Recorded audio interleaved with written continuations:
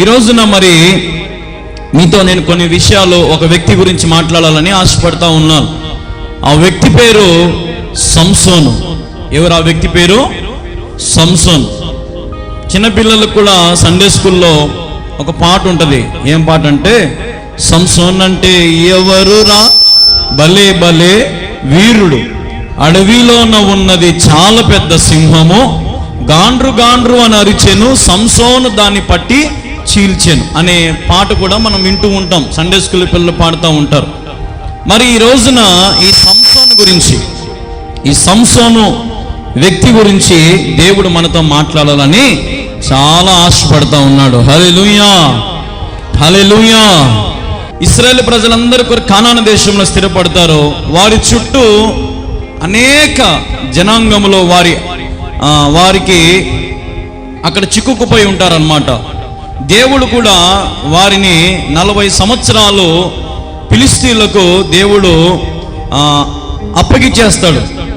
మనం గమనించాల్సిన విషయం ఏంటంటే, ఇప్పుడు ఇక్కడ అసలు ఈ సంసోన్ ఎవరు, సంసోన్ ఎలా పుట్టాడు, సంసోను జీవితం ఏ రీతిగా ఉంది, సంసోను దేవునికి లోబడ్డాడా లేదా, సంసోను దేవుడు చెప్పినట్టుగా బ్రతికాడా లేదంటే తన ఇష్టానుసారంగా బ్రతికాడా అనేది ఈ రోజున మనము చూడబోతా ఉన్నాం. దేవునికి మహిమ కలుగును గాక. దయచేసి మన పరిశుద్ధ గ్రంథం తెరుద్దాం. న్యాయాధిపతులు 13వ అధ్యాయం 1వ వచనం నుంచి. ఇశ్రాయేలుల మరలా యెహోవా దృష్టికి దోషులు కాగా యెహోవా 40 సంవత్సరములు వారిని ఫిలిష్తీయుల చేతికి అప్పగించెను. ఆ కాలమున దాస వంశస్థుడు జోరియా పట్టణస్థుడునైన మనోహు అను ఒకనుండెను. అతని భార్య గొడ్రాలుని కానుపు లేక ఉండెను.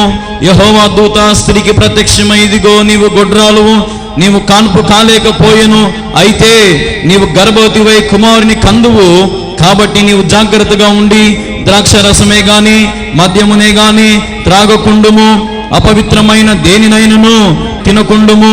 నీవు గర్భవతివై కుమారుని కందువు, అతని తల మీద మంగలి కత్తి వేయకూడదు. ఆ బిడ్డ గర్భము పుట్టినది మొదలుకొని దేవునికి నాజీరు చేయబడిన వాడే ఫిలిష్తీయుల చేతిలో నుండి ఇశ్రాయేలును రక్షింప మొదలు పెట్టునని ఆమెతో అనగా. చాలు, దాని తర్వాత మళ్ళీ ముందుకు వెళ్దాం. ఇక్కడ ప్రియ దేవుని బిడ్డలారా, మనం గమనిస్తే నేను చెప్పినట్టుగా ఇశ్రాయేలు ప్రజలు ఎవరు? దేవుని బిడ్డలు. ఇశ్రాయేలు ప్రజలు దేవుని దృష్టికి ఎటువంటి వారంటే దోషులుగా కనపడతా ఉన్నారు దేవునికి. ఎందుకంటే ప్రతి విషయంలో కూడా దేవుని మీద ఆధారపడడం లేదు వాళ్ళు. కాబట్టి దేవుడు వారికి ఎన్ని చేసినా కానీ ఇశ్రాయేలుకు కృతజ్ఞత లేదు. కాబట్టి ఇశ్రాయేలు ప్రజలు దేవుని దృష్టిలో దోషులుగా మార్చబడ్డారు. బాగా గమనించాలి.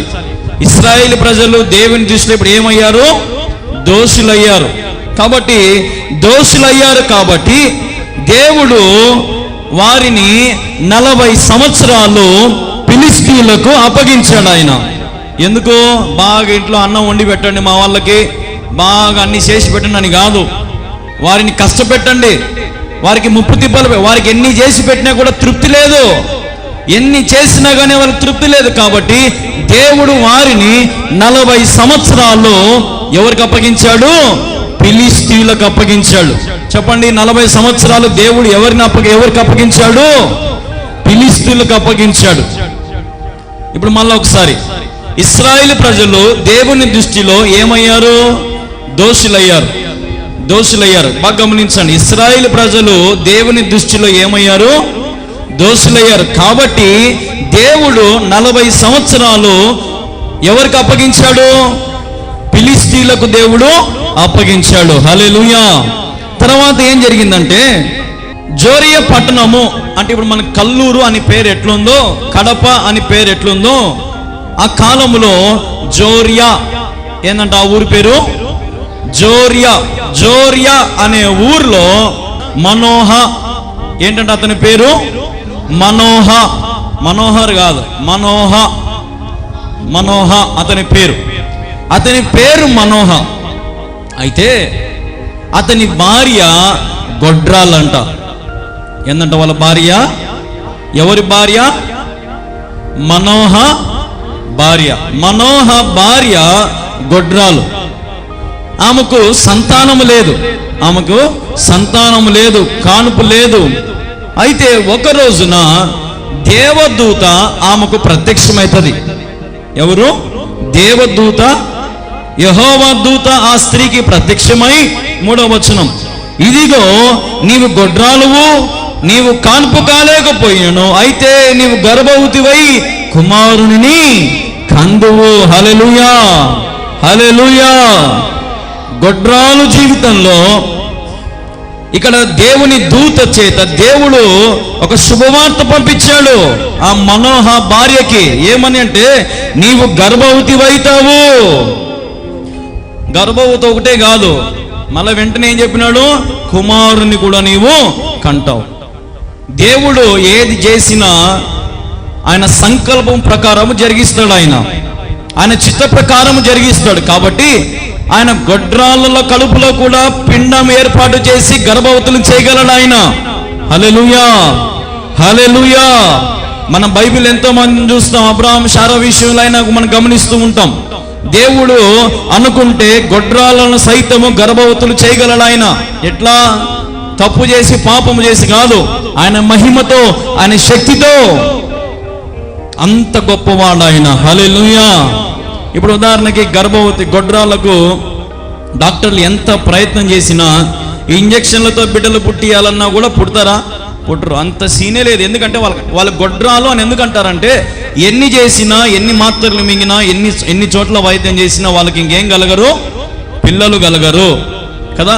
అలాగే ఇక్కడ ఈ గొడ్రాలు అని రాశాడు దేవుడు. అంటే దాని అర్థమైంది, ఈమెకు పిల్లలు పుట్టరు.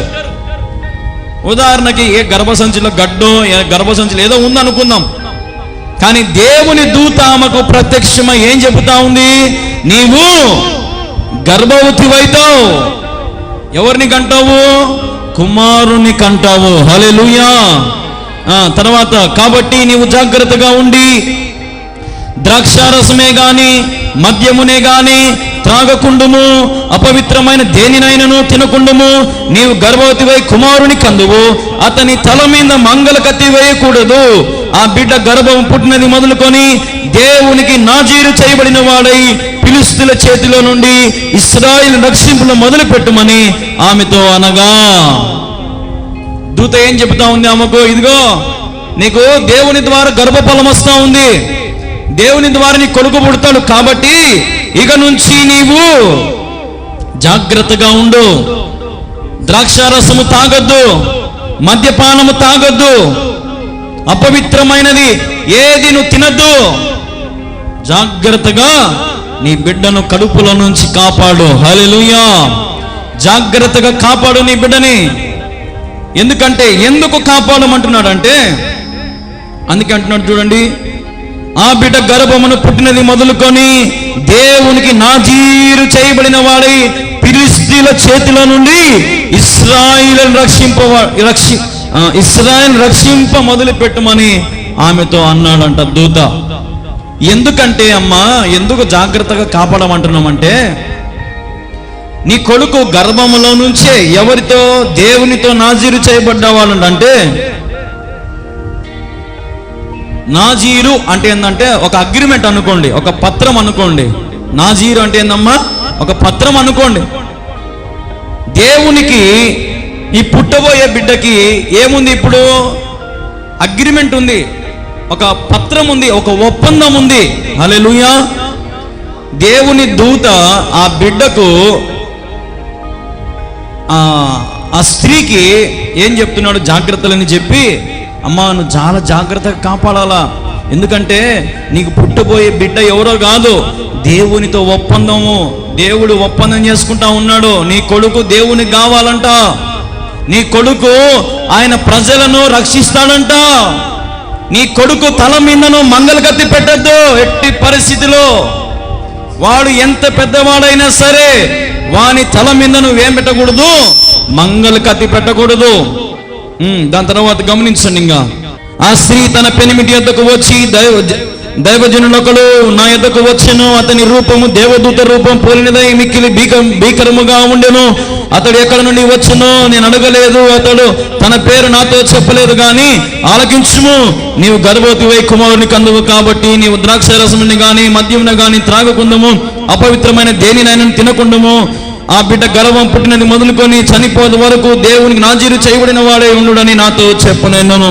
అందుకు మనోహ, నా ప్రభువా, నీవు పంపిన దైవజనుడు మరలా మా వద్దకు వచ్చి పుట్టబోవ ఆ బిడ్డకు మేము ఏమేమి చేయవలనో దానిని మాకు నేర్పునట్లు దయచేయమని యెహోవాను వేడుకొనగా దేవుడు మనోహ ప్రార్థన ఆలకించెను గనుక ఆ స్త్రీ పొలంలో కూర్చుండగా దేవుని దూత ఆమెను దర్శించెను.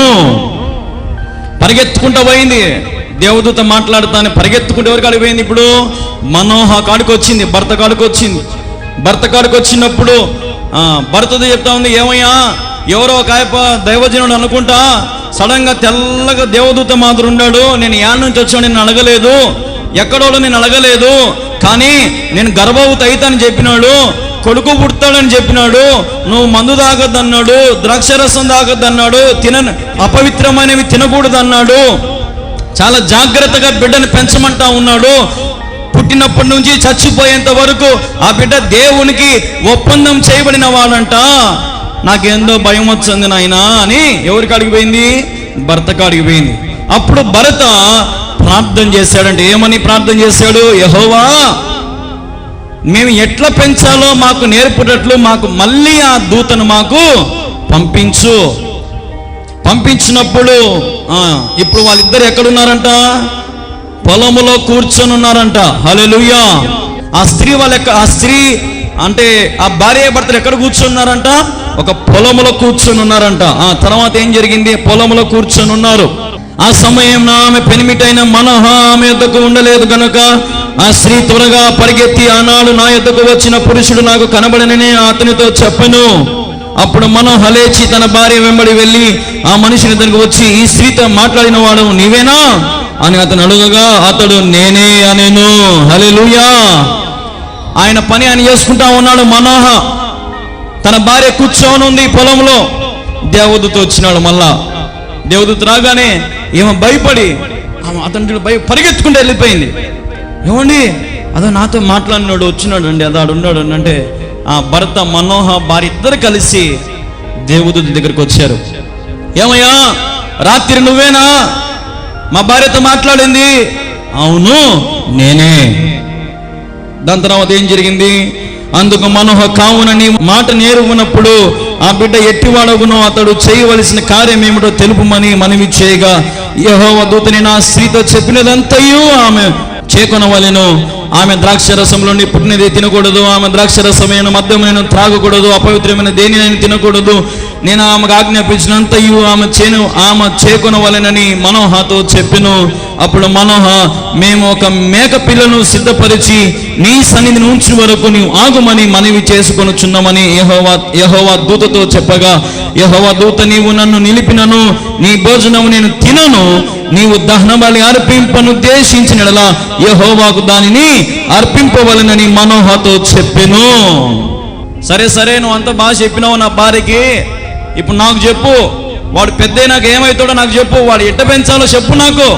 అరే అంత నీ భార్యకి చెప్పినా కానీ మళ్ళీ నీకు చెప్పలేను. ద్రాక్షరసం తాగకూడదు, అపవిత్రమైన తినకూడదు, మద్యపానం తాగకూడదు, చాలా జాగ్రత్తగా పెంచాలా అని పుట్టబోయే బిడ్డనంటే, అబ్బా నాకు పిల్లలు లేరు, నీ నోట్లో చక్కెర పోయా. మనం అంటాం కదా, ఎవడన్నా ఒక తీపి మాట ఎవడని చెప్తే ఏమంటాము? నీ నోట్లో చక్కెర పోయా, ఎంత తీపి వాడితే చెప్పినవరు నాయనా అని తన భర్త మనోహ అంటా ఉన్నాడు. అయ్యా నువ్వు ఇక్కడే ఉండు, నీకోసం నేను వెళ్ళి ఒక మేక పిల్లని తీసుకొస్తాను, అది నీ కొరకు నేను బలి నర్పించి నీకు చక్కగా విందునిస్తానయ్యా. అప్పుడు ఆ దేవదూత ఏమనింది? నాయనా నేను తినేవాణ్ణి కాదు, నువ్వేదైనా దహన బలి అర్పించాలనుకుంటే దేవునికి అర్పించు, ఇది చేసిందంతా ఆయనే. హల్లెలూయా. ఎంత సంతోషం పట్టుకోలేకున్నారు ఇప్పుడు ఆ భార్య భర్త. అప్పుడు ఏం జరిగింది? 17వ వచనం, మనోహ నీ మాటలు నెరవేరిన తర్వాత మేము నిన్ను సన్మానించిన నీ పేరేమని యెహోవా దూతను అడుగగా, యెహోవా దూత నీవేళ నా పేరు అడుగుచున్నావు, అది చెప్పనా సత్యము కాని నేను. అంతటా మనోహ నైవేద్యముగాను ఒక మేక పిల్లను తీసుకొని ఏం చేశాడంట? మేక పిల్లను తీసుకొని ఒక రాతి మీద యెహోవాకు అర్పించెను. మనోహయు అతని భార్య చూచుచుండగా దూత యొక్క ఆశ్చర్య కార్యము చేసాను. ఎట్లనగా జ్వాలలో బలిపీఠం మీద నుండి ఆకాశం లేచుచుండగా యెహోవా దూత బలిపీఠం మీదనున్న ఆ జ్వాలలో పరమునకు ఆరోహణమాయెను. మనోహో అతని భార్య దాన్ని చూచి నేలకు సాగిలపడిరి. హల్లెలూయా! అందరు చెప్తాం గట్టిగా హల్లెలూయా. ఇక్కడ ఏం జరిగిందంటే, ఇప్పుడు నేను తినను అన్నాడు కదా, మీరు ఏం చేసి తినను, దేవునికి అప్పగించుకొని అన్నాడు. సరే అని చెప్పి వాళ్ళు పరిగెత్త మేకపిల్లని తెచ్చి ఒక బండ మీద బలి ఇస్తా ఉన్నారు. బండ మీద బలి ఇచ్చేశారు. బలి ఇవ్వగానే ఆ దేవదూత అక్కడ ఒక ఆశ్చర్యకార్యం చేసిందంట. ఏం చేసిందంట? ఆ బండ మీద నుంచి అగ్ని జ్వాలలు లేసాయంట. అంటే ఇప్పుడు ఆ మేకపిల్ల బతుకుంటుందా, బూడిదైపోయింటుందా? ఇప్పుడు మంట లేచింది, మేకపిల్ల దాని మీద పడుకుంది, బతికే పానంతో ఉంటుందా, బూడిదైపోయింటుందా? బూడిదైపోయింటుంది. ఆకాశానికి అంటుకుంటా ఉందంట. అంటే ఇప్పుడు ఆ దేవదూత అక్కడ ఏం చేశాడంటే, మనోహ అర్పించిన బలిని దేవునికి చేరవేశాడు. హల్లెలూయా, హల్లెలూయా. తర్వాత మనోహ తన భార్య ఇద్దరు చూస్తూ ఉంటే అప్పుడే ఆ దేవదూత అంట ఆ మంటల్లో, ఆ జ్వాలలోనే ఆయన కూడా మాయమైపోయినాడంట. ఆ జ్వాల అట్నే పోయినాడంట. అప్పుడు నేల మీద పడి సాగిలపడ్డారంట. హల్లెలూయా. ఎట్లనగా జ్వాల బలిపీఠం మీద నుండి ఆకాశం లేచుండగా యెహోవా దూత బలిపీఠం మీద నుండి జ్వాలల పరమునకు ఆరోహణమాయెను. మనోహకు అతని భార్య అయిన దానిని చూచి నేలకు సాగిలపడిరి. ఆ తర్వాత యెహోవా దూత మరల మనోహనకు అతని భార్యకి ఇక ప్రత్యక్షము కాలేదు. ఇంకా దాని తర్వాత ఎప్పుడైతే ఆ దేవదూత ఆ జ్వాలలతో పాటి వెళ్ళిపోయిందో, పరమునకు దేవుని కాడికి వెళ్ళిపోయిందో, ఇంకా దాని తర్వాత ఇంకెప్పటికీ ఆ దూత కనపడలేదంట. హల్లెలూయా. దాని తర్వాత ఏమైంది? ఆయన యెహోవా దూత అని మనోహకు తెలుసుకొని, మనము దేవుని చూచితివి గనుక మనము నిశ్చయముగా చనిపోదుమని తన భార్యతో అనగా, అతని భార్య యెహోవా మనల్ని చంపగోరినడలా ఆయన దహబలిని నైవేద్యం మన చేత అంగీకరింపడు, ఈ సంగతులంటిని మనకు చూపింపడు, ఈ కాలమున ఇట్టి సంగతులను మనకు వినిపింపడని అతనితో చెప్పెను. తర్వాత ఆ స్త్రీ కుమారుని కని అతనికి సంసోను అనే పేరు పెట్టెను. ఆ బాలుడు ఎదిగినప్పుడు యెహోవా అతనిని ఆశీర్వదించెను. మరియు యెహోవా ఆత్మ జోర్యానుకును ఎఫ్తాయిలకును మధ్యనున్న మహాసికేదేనులో అతని రేపుటకు మొదలు పెట్టెను. హల్లెలూయా.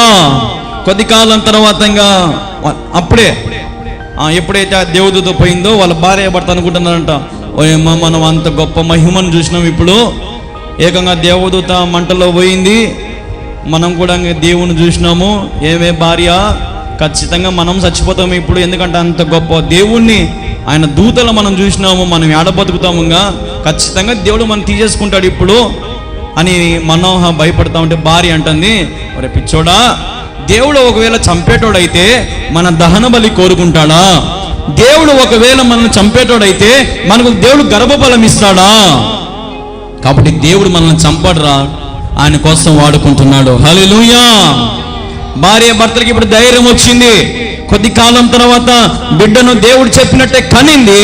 వాడు ఎదిగి పెద్దవాడు అవుతున్నాడంట. దేవుడు ఆ బిడ్డను ఆశీర్వదించాడంట. ఆ బిడ్డ పేరే సంసోను. హల్లెలూయా. 14వ అధ్యాయం చదువుదాం ఇప్పుడు. సంసోను తిమ్నాతునికి వెళ్ళి తిమ్నాతులో ఫిలిష్తీయుల కుమార్తెలో ఒకతెను చూచెను. అతడు తిరిగి వచ్చే తిమ్నాతులో ఫిలిష్తీయుల కుమార్తెలో ఒకతెను చూచి తిని, మీరు ఆమెను నాకు ఇచ్చి పెళ్లి చేయవలనని తన తల్లిదండ్రులతో అనగా, వారు నీ స్వజనుల కుమార్తెలలోనే గాని నా జనుల్లోనే గాని స్త్రీ లేదనుకొని సున్నతి పొందిన ఫిలిష్తీయుల నుండి కన్యను తెచ్చుకొనుటకు వెళ్ళుచున్నావా అని అతను అడిగిరి. అందుకు సంసోను, ఆమె నాకు ఇష్టమైనది కనుక ఆమెను నా కొరకు తెప్పించమని తన తండ్రితో చెప్పాను. అయితే ఫిలిష్తీయులకైనను చేయుటకు యెహోవా చేత అతడు రేపబడిన మాట అతనిని తల్లిదండ్రులు తెలుసుకుని లేదు. ఆ కాలంలో ఫిలిష్తీయులు ఇశ్రాయేలులో ఏలుచుండిరి. ఇక్కడ మనం గమనిస్తే ఈ అధ్యాయంలో ఇప్పుడు పెద్దోడు అయినాడు, వంశోడు అయినాడు, యూత్ అయిపోయినాడు అనమాట. ఇప్పుడు యవనస్తుడైనాడు, వంశోడు అయిపోయాడు సంసోను. తిమ్నాతుకు పోయాడు. ఆ ఊరి పేరు ఏం పేరు ఇప్పుడు? తిమ్నాతు. ఏంటమ్మా ఊరి పేరు? తిమ్నాతు. తిమ్నాతు, తిమ్నాతు ఆ ఊరి పేరు. ఆ ఊరికి వెళ్ళినాడు. ఆ ఊర్లో ఈ ఫిలిష్తీయుల కుమార్తెలు, మీరు బాగా గమనించాలి, ఇశ్రాయేలు ప్రజలను 40 సంవత్సరాలు దేవుడు ఎవరికి అప్పగించినాడు? ఫిలిష్తీయులకు అప్పగించినాడు. అంటే దాని అర్థమైంది, ఇప్పుడు ఫిలిష్తీయులు మంచోళ్ళా చెడ్డోళ్ళా? చెడ్డోళ్ళు. కోపం, చాలా ఉగ్రత, శిక్షలు, భయంకరమైన శిక్షలు పెట్టేవాళ్ళు, చాలా ఇబ్బందులు పెట్టేవారు. ఉదాహరణకి మీకు ఇంకా బాగా అర్థం కావాలంటే, ఒక తక్కువ కులమోడు ఒక ఎత్తు కులం అమ్మాయిని పెళ్లి చేసుకుంటే ఆ కులమోళ్ళు ఒప్పుకుంటారా? ఏం చేస్తారు? చంపడానికైనా తెగిస్తారు. అది మీకు బాగా అర్థమవడానికి చెప్తున్నా. అలాగే ఇక్కడ సంసోను ఈ తల్లిదండ్రులు వాళ్ళిద్దరికి చెప్తా ఉన్నాడు, నాయనా నేను తిమ్నాతుకు ఆడికి పోయి వచ్చిన ఒక అమ్మాయి నాకు బలి నచ్చింది, నేను ఆ అమ్మాయినే పెళ్లి చేసుకుంటా. ఇప్పుడు మామూలుగా ఈ సంసోన్ని పెళ్లి చేసుకోవచ్చా చేసుకోకూడదా? దేవదూత ఏం పెట్టింది? నియమాలు ఏం పెట్టింది? మద్యం తాగకూడదు, ద్రాక్ష రసం తాగకూడదు, అపవిత్రమైన తినకూడదు, అపవిత్రమైన కార్యాలు చేయకూడదు. ఎందుకంటే అతనికి దేవునికి ఏముంది? ఒప్పందం ఉంది. కాబట్టి అతను ఏ పాపము చేయకూడదు, దేవుడు చెప్పినట్టుగా బ్రతకాలి. ఎవరు? సంసోను. కానీ తిమ్నాతుకు పోయాడు, ప్రేమించాడు. వాళ్ళ అమ్మాయి, అమ్మా నాకు ఆ అమ్మాయి కావాల్సిందే. డాడీ, అమ్మ, నాయన పోయి ఆ అమ్మాయిని తీసుకొని రండి అంటే వాళ్ళ అమ్మ నాయన భయపడి మాదిల్దురా అంటే లాస్ట్కి తల్లిదండ్రులను వ్యతిరేకించి పోయి పెళ్లి చేసుకుంటాడు. పెళ్లి చేసుకున్న తర్వాత ఏమైంది చూడండి. అప్పుడు సంసోను తన తల్లిదండ్రులతో కూడా తిమ్నాతునకు పోయి, తిమ్నాతు ద్రాక్ష తోటలను వచ్చినప్పుడు కొదమ సింహం అతని ఎదుట బొబ్బరించి వచ్చెను. యెహోవా ఆత్మ అతని ప్రేరేపింపగా అతని చేతిలో ఏమీ లేకపోయాను. అతడు మేక పిల్లను చీల్చినట్లు అతడు దానిని చీల్చెను. అతడు తాను చేసినది తన తండ్రితోనైనా తల్లితోనైనాను చెప్పలేదు. తల్లిదండ్రులు వ్యతిరేకించాడు. మీరు చేస్తే ఎంత, చేయకుంటే ఎంత, నేను చేసుకోలేనా పెళ్ళి అని తిమ్నాతుకు బయలుదేరాడు. ఎవరు? సంసోను. దారిలో పోతా ఉంటే ఒక కొదమ సింహం కనపడిందంట. ఏం సింహం అంట అది? కొదమ సింహం. అడవికి రాజు ఎవరు? సింహం. ఎందుకు అడవికి రాజు అయింది సింహం? మీరు చెప్పండి.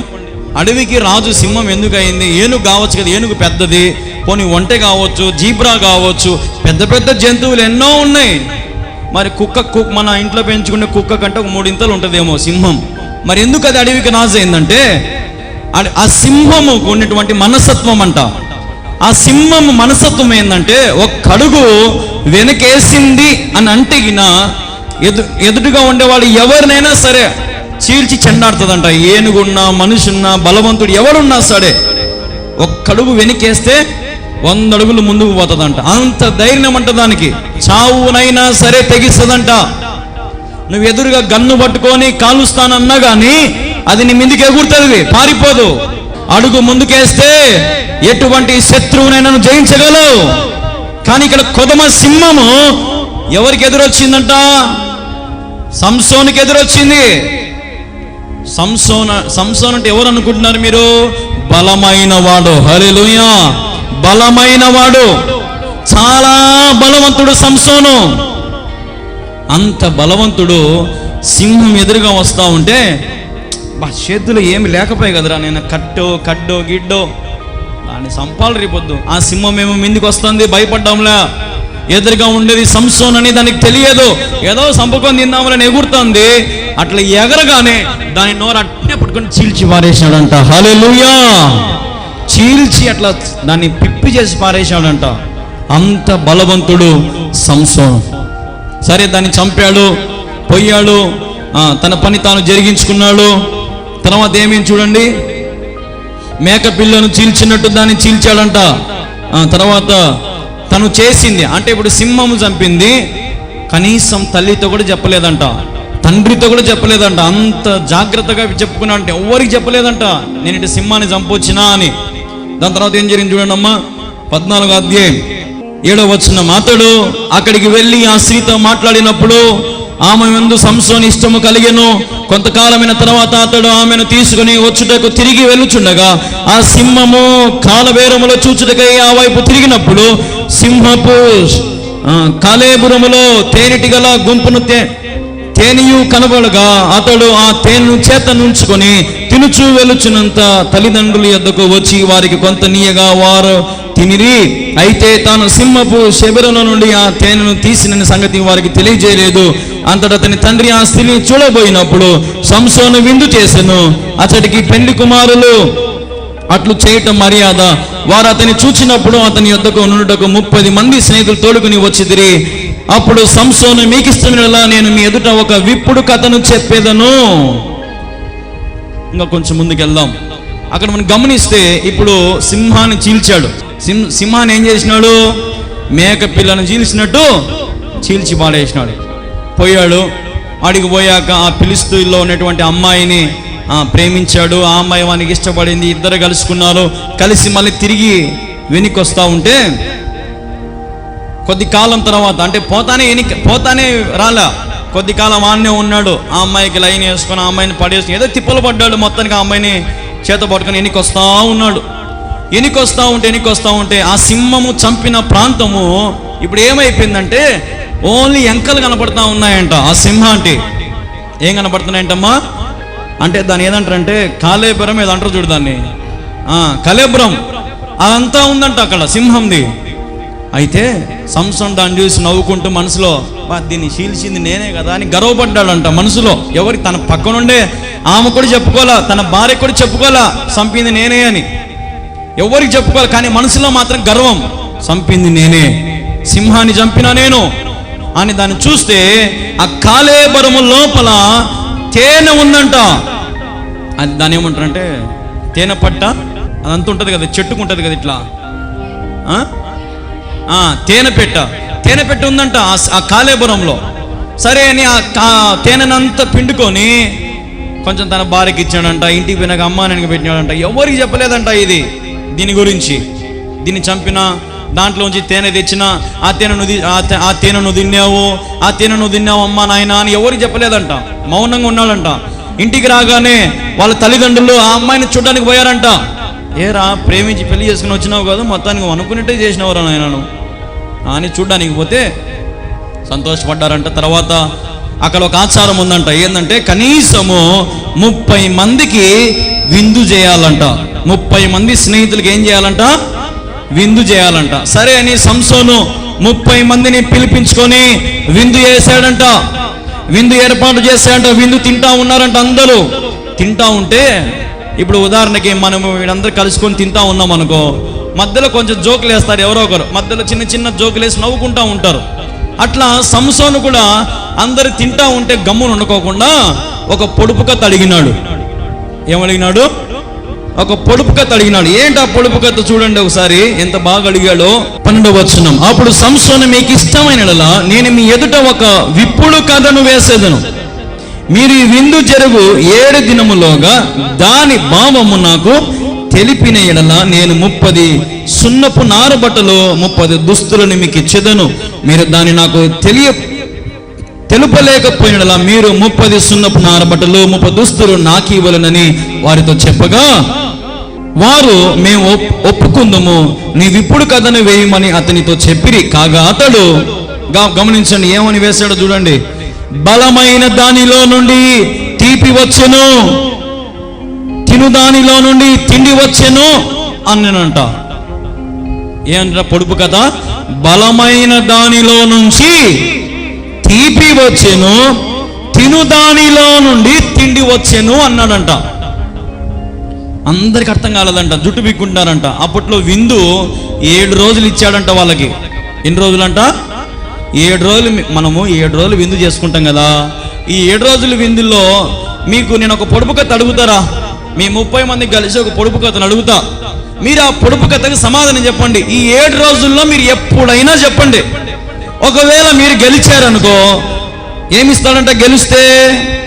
30 సున్నపు నార బట్టలంట. అంటే ఒక 30 అంగీలు అనుకోండి, ఒక 30 షర్ట్లు అనుకోండి. దాని తర్వాత 30 దుస్తులు నాకు ఇవ్వాలని.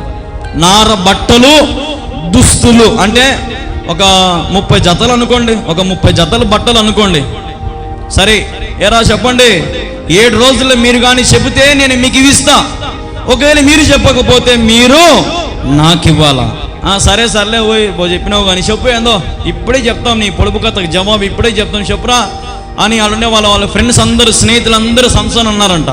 అంటే నేను సంసోన్ చెప్పినానంట, ఏమని? బలమైన దానిలో నుండి తీపి వచ్చాను, తిను దానిలో నుండి తిండి వచ్చాను అని అన్నాడంట. అంటానే ఈడేందర ఇంత తిప్పి వెరైటీగా అడిగినాడు వీడు, ఎప్పుడు వినలేదు జీవితంలో. ఒరే మనం ఖచ్చితంగా ఓడిపోతాం రా నాయన, ఎట్టయినా సరే మనము ఈ 7 రోజుల్లో వానికి జవాబు చెప్పాలా అని ఆ 30 మంది స్నేహితులు అనుకున్నారంట. హల్లెలూయా.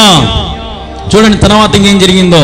15వ వచనం, 7వ దినమున వారు సంసోను భార్యతో ఇట్లా నిరి, నీ పెనిమిటి ఇప్పుడు కథ భారం మాకు తెలుపునట్లు అతని లాలయి చేయము, లేనిలా మేము అగ్ని వేసి నిన్ను నీ తండ్రి ఇంటి వారిని కాల్చివేసదామని మా ఆస్తిని స్వాధీనపరుచుకున్నట్టుకే మమ్మల్ని పిలిచితిరా అని. ఏందంటే ఇప్పుడు 7వ రోజు అయింది, 6 రోజులు కనుక్కలేకపోయినారు, జుట్టు పీక్కుంటా ఉన్నారు. ఈడు సంసోను ఏందో అడిగినాడు మనల్ని పొడుపు కథ, దీనికి మనం చెప్పలేకపోతున్నాం ఆయన ఎట్టప్ప అని 7వ రోజు ఈ 30 మంది కలుసుకొని భార్య కాడికి వినారంట. భార్య దగ్గరికి వినారంట. అమ్మాయి నేను చెప్పే జాగ్రత్తగినో, మీ భర్త మమ్మల్ని ఒక పొడుపు కథ అడిగినాడు, దాని జవాబు మాకు తెలియదు, నువ్వే ఎలాగైనా సరే తెలుసుకొని మాకు చెప్పాలా. ఏందంటమ్మా? చెప్పాలా, నువ్వే ఎలాగైనా తెలుసుకొని మాకు చెప్పాలా. నువ్వు లై చేస్తావో ఏం చేస్తావో మాకు తెలియదు, నీ భర్త నువ్వేం చేస్తావో మాకు తెలియదు. మీ భర్త కాడ నుంచి మాకేం కావాలా? జవాబు కావాలా.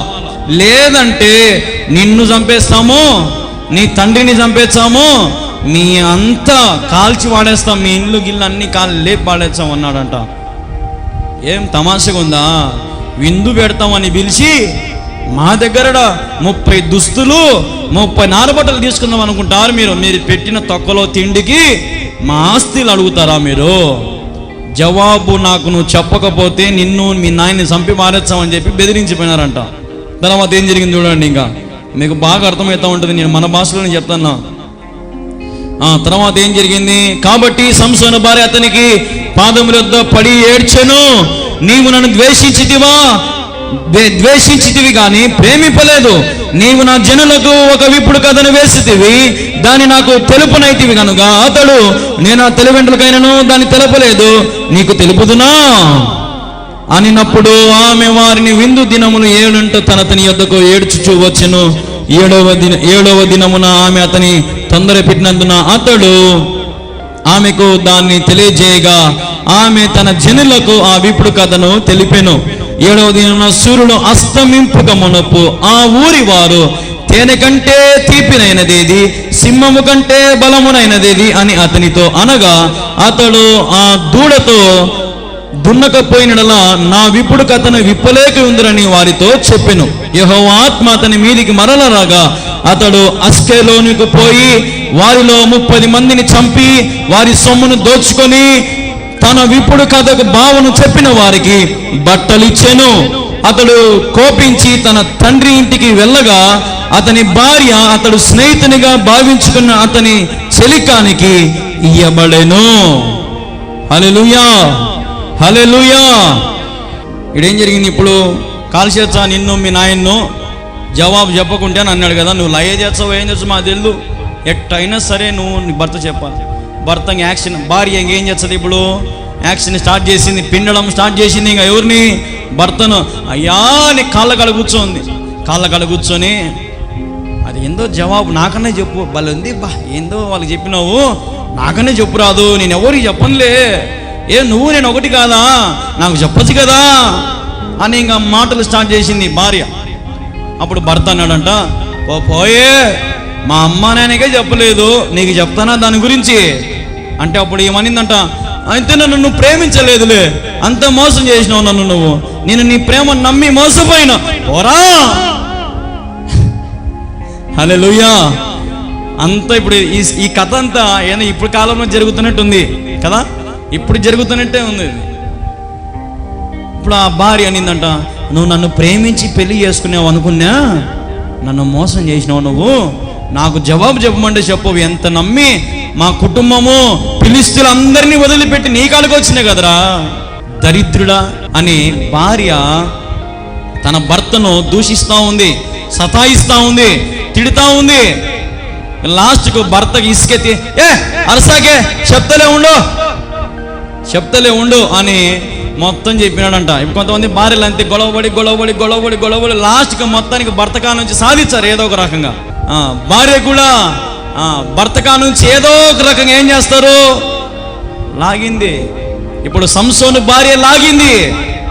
జవాబు పోయి ఫిలిష్తీయుల వాళ్ళందరికీ చెప్పింది. 7వ దినమున సూర్యుడు అస్తమించక మునుపే సంసోను కాడికి వచ్చారంట. అరే సంసోను రా, బయటికి రా, నువ్వు చెప్పింది పెద్ద కథ అనేది, అరే చెప్తాం వినరా, దాని జవాబు చెప్తాం చూడు అని జవాబు ఏం చెప్పారంటే, తేనె కంటే తీయనైనదేది, సింహము కంటే బలమైనదేది.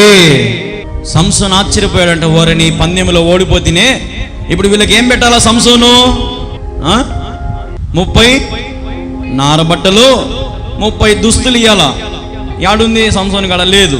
కాబట్టి ఒక ఊరికి పోయినాడు. ఇంకా ఒక ఊరికి పోయి ఆ ఊరిలో 30 మంది కుటుంబాలను చంపి వారి ఆస్తిని అంతా దోచుకొని వారి దుస్తులని దోచుకొని తెచ్చి వీళ్ళ చేతిలో పెట్టినాడు. మీరు గమనించాల్సిన విషయం, దేవుడు సంసోను ఎందుకు పుట్టించినాడు? ఎందుకు పుట్టించాడు సంసోన్ని? ఇశ్రాయేలు ప్రజలను కాపాడడానికి. గమనించండి, ఎవరిని కాపాడడానికి? ఇశ్రాయేలు ప్రజల్ని కాపాడడానికి. కానీ ఇతనేం చేస్తా ఉన్నాడు? తన బలాన్ని బట్టి, తన కండ బలాన్ని బట్టి, తన అందాన్ని బట్టి ప్రేమిస్తా ఉన్నాడు, పెళ్లి చేసుకున్నాడు, తల్లిదండ్రులకు దూరం అయినాడు. విందు చేయకూడదు. ఇప్పుడు దేవుడు ఏమన్నాడు? అపవిత్రమైనవి తినకూడదు అన్నాడు కదా. మరి విందంటే ఏంది? ఖచ్చితంగా మందు, మాంసం అన్నీ ఉంటాయి, ఉండవా? అన్నీ ఉంటాయి. సంసోను అన్ని తిన్నాడు, అంత తాగాడు. దేవునికి అసలు ఏంద్రాయుడు అనే రీతిగా మారిపోయాడు.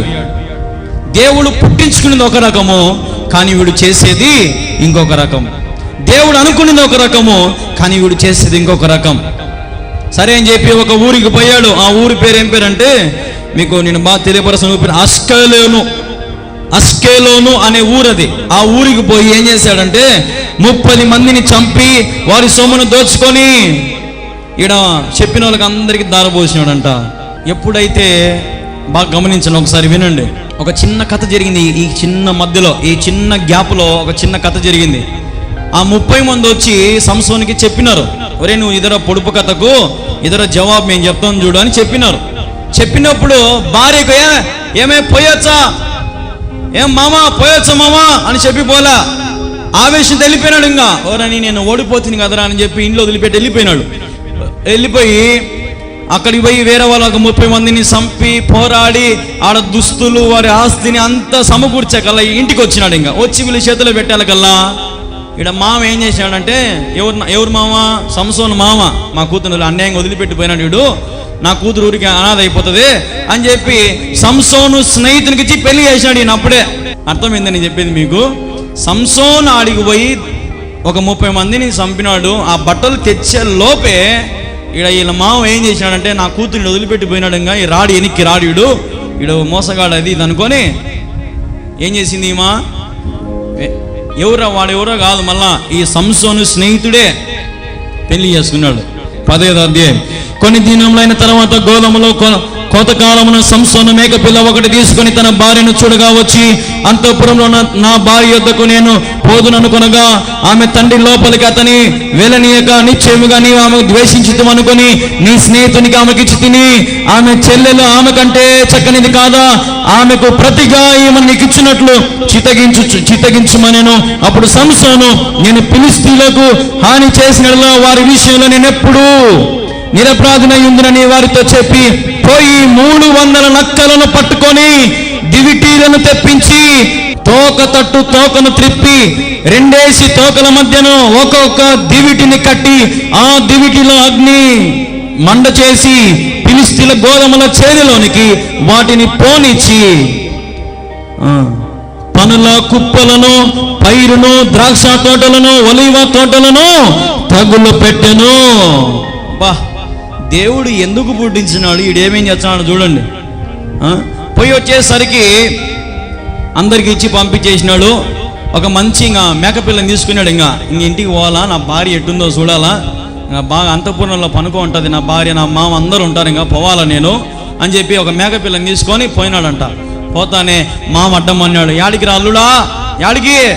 ఇప్పుడు నీ భార్య కాదు, నీ భార్య నీ స్నేహితునికి ఇచ్చి పెళ్లి చేసినా అంటే సంసోనికి మండిపోతా ఉంది. ఇంకా నా భార్య నువ్వెవడరా వేరే వానికి ఇచ్చేదానికని రగులిపోతా ఉన్నాడు సంసోన్. రగిలిపోతా నాయనా నాయనా అల్లుడు అల్లుడు అల్లుడు ఏదో నా రెండో కూతురు ఉంది, మంచిదే, బాగా చూసుకుంటుంది నిన్ను, ఈమెను తీసుకో, కోపడాకు అల్లుడా కోపడాకు అని అన్నాడంట. అంటనే సంసోనుకు తిక్కరేగింది. ఎట్టగా నచ్చున్నారా మీకు అని తిక్కరేగి ఎన్ని నక్కలు తీసుకొచ్చినాడు చూడండి ఒకసారి. అడవికి పోయినాడు, ఇంకా కోపముతో అడవికి పోయి ఎన్ని నక్కలు తీసుకొచ్చాడు? 300 నక్కలు తీసుకొని వచ్చాడంట.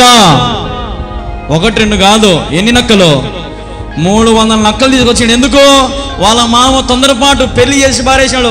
వీడు మోసం చేసి పోయినాడు, వీడు ప్రేమ అంత చెప్పి మోసం చేసి నా కూతురు జీవితం నాశనం చేసినాడు వీడు అని చెప్పి ఈ మామ ఏమో పెళ్లి చేసి పారేసినాడు.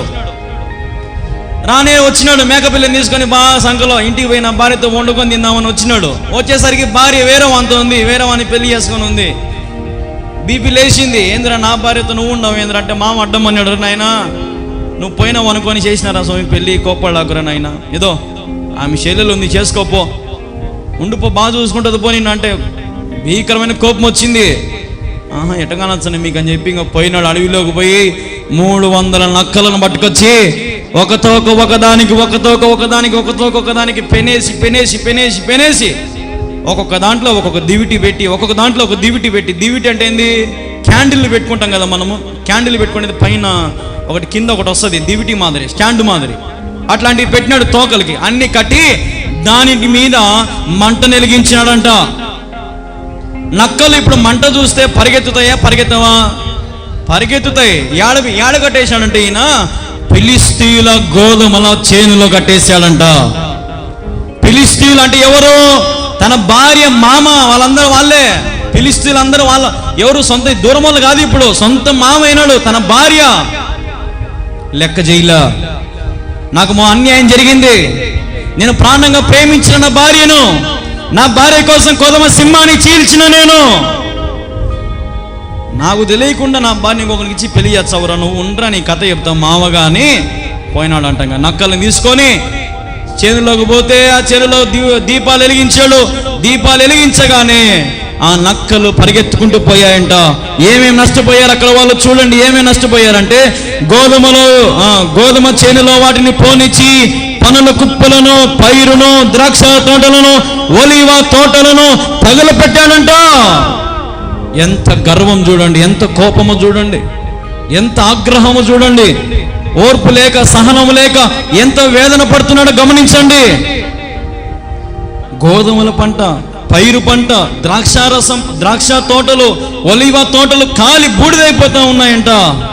అప్పుడు చూడండి ఫిలిష్తీయులు ఇది ఎవడు చేసినదని చెప్పుకొనొచ్చు. తిమ్నాతి అల్లుడైన సంసోను భార్య ఆమె తండ్రిని తీసుకుని అతని స్నేహితునికి ఇచ్చాను గనుక అతడే చేసిండని చెప్పారు. కాబట్టి ఫిలిష్తీయులు ఆమెను తండ్రిని అగ్నితో కాల్చివేసిరి.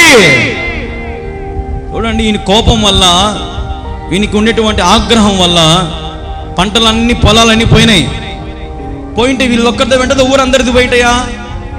ఊరందరిటి పోయింటాయి. ఊరందరు గమ్మున ఉంటారా? అందరూ వచ్చాను ఇంటికాడికి. ఏరా మీ అల్లుడు అంటేనే కలిసింది, ఏమరా ఎటుకొనొచ్చాను మీకు, ఎంత నష్టమరా మాకు, ఇప్పుడు లెక్క కట్టిర్రో మాకు, యాడుంది లేదు. కోపం, భయంకరమైన కోపం వచ్చి సంసోను భార్య అంటే స్నేహితునికి ఇచ్చి పెళ్లి చేశారు కదా, ఆమెను మామను ఇద్దరిని మంటల్లో వేసి కాల్చారంట. మంటల్లో వేసి 2 ప్రాణాలు పోయినాయి. ఎవరి వల్ల? సంసోను కోపం వల్ల. తర్వాత ఏం జరిగింది చూడండి, 7వ వచనం. అప్పుడు సంసోను, మీరు ఇలాగూ చేసిన యెడల నేను మీ మీద పగ తీర్చుకున్న తర్వాతనే చాలించదని చెప్పి తొడలతో తుంట్లను విరగొట్టి వారికి బహుఘాతము చేసెను. అటు పిమ్మట వెళ్ళి ఏతాము బండ సందుల్లో నివసించెను. ఏం చేశాడంట? ఫిలిష్తీయులు ఇప్పుడు ఏం చేసినారు? వాళ్ళ మామను తన భార్యను ఏం చేసినారు? మంటలో వేసి కాల్చే. ఇంకా కోపం పెరిగింది, అనగలే కోపం ఇంకా పెరిగిపోయింది. ఏందిరా మీరు నా భార్యను నా మామను చంపుతారా మీరు అని చెప్పి ఏం చేసినాడంటే తొడ మీద ఒక కట్టెని ఇరుచుకున్నాడంట. ఇరుచుకొని వచ్చిన ప్రతి ఫిలిష్తీయులందరినీ కూడా చంపేశాడంట. ఎవరైతే వారి మామను తన భార్యను చంపారో ఫిలిష్తీయులందరినీ చంపేసి ఇప్పుడు ఆడపోయి దాక్కున్నాడు. ఇంకా బండ సందున పోయి దాక్కున్నాడంట. ఇంకా అందరినీ చంపి, మీకు బాగా అర్థమవుతుందని నేను అనుకుంటున్నా, ఫస్ట్ నుంచి అర్థమవుతుందా నేను చెప్పేది. ఎక్కడ దాక్కున్నాడంట? బండ సందున దాక్కున్నాడంట. దాని తర్వాత ఏం జరిగింది చూడండి, 9వ వచనం, న్యాయాధిపతులు 15వ అధ్యాయం 9వ వచనం.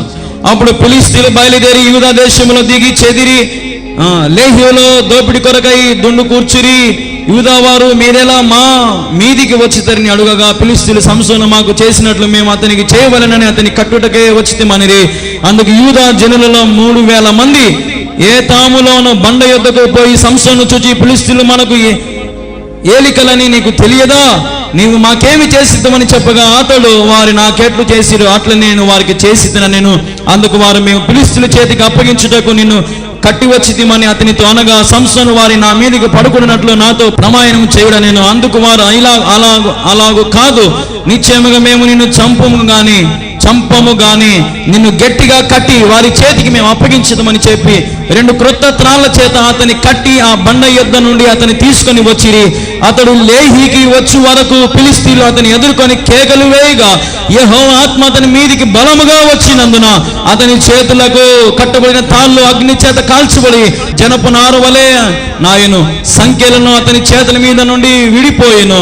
అతడు గాడిద యొక్క పచ్చి దవడ ఎముకను కనుగొని చేయి చాచి పట్టుకొని దాని చేత 1000 మంది మనుషులను చంపెను.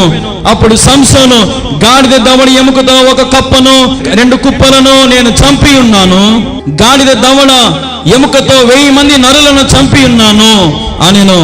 అతడు చెప్పుట చాలించిన తర్వాత ఆ దవడ ఎముకను చేత నుండి పారివేసి ఆ చోటికి రామతెహలి అను పేరు పెట్టెను.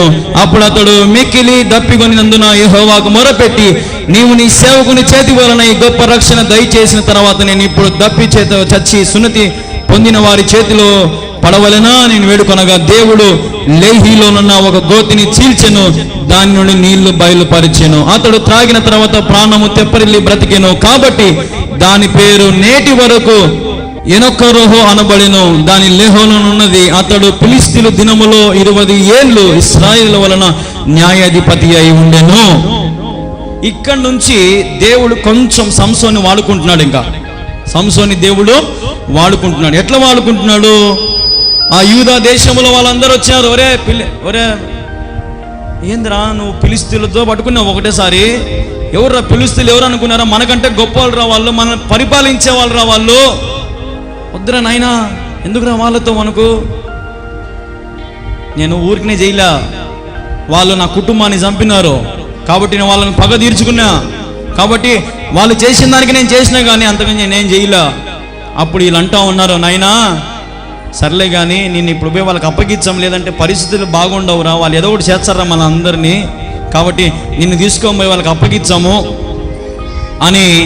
అని తన ప్రజలందరూ కూడా సంసోనుకు చెప్తే సంసోను ప్రమాణం అడిగాడు. అయితే సరే మీరు నన్ను కట్టేసుకొని తీసుకోమండి, అయితే వాళ్ళు ఒక్కరు కూడా నా మీద చెయ్యి వేయకూడదు. ఏం వేయకూడదు?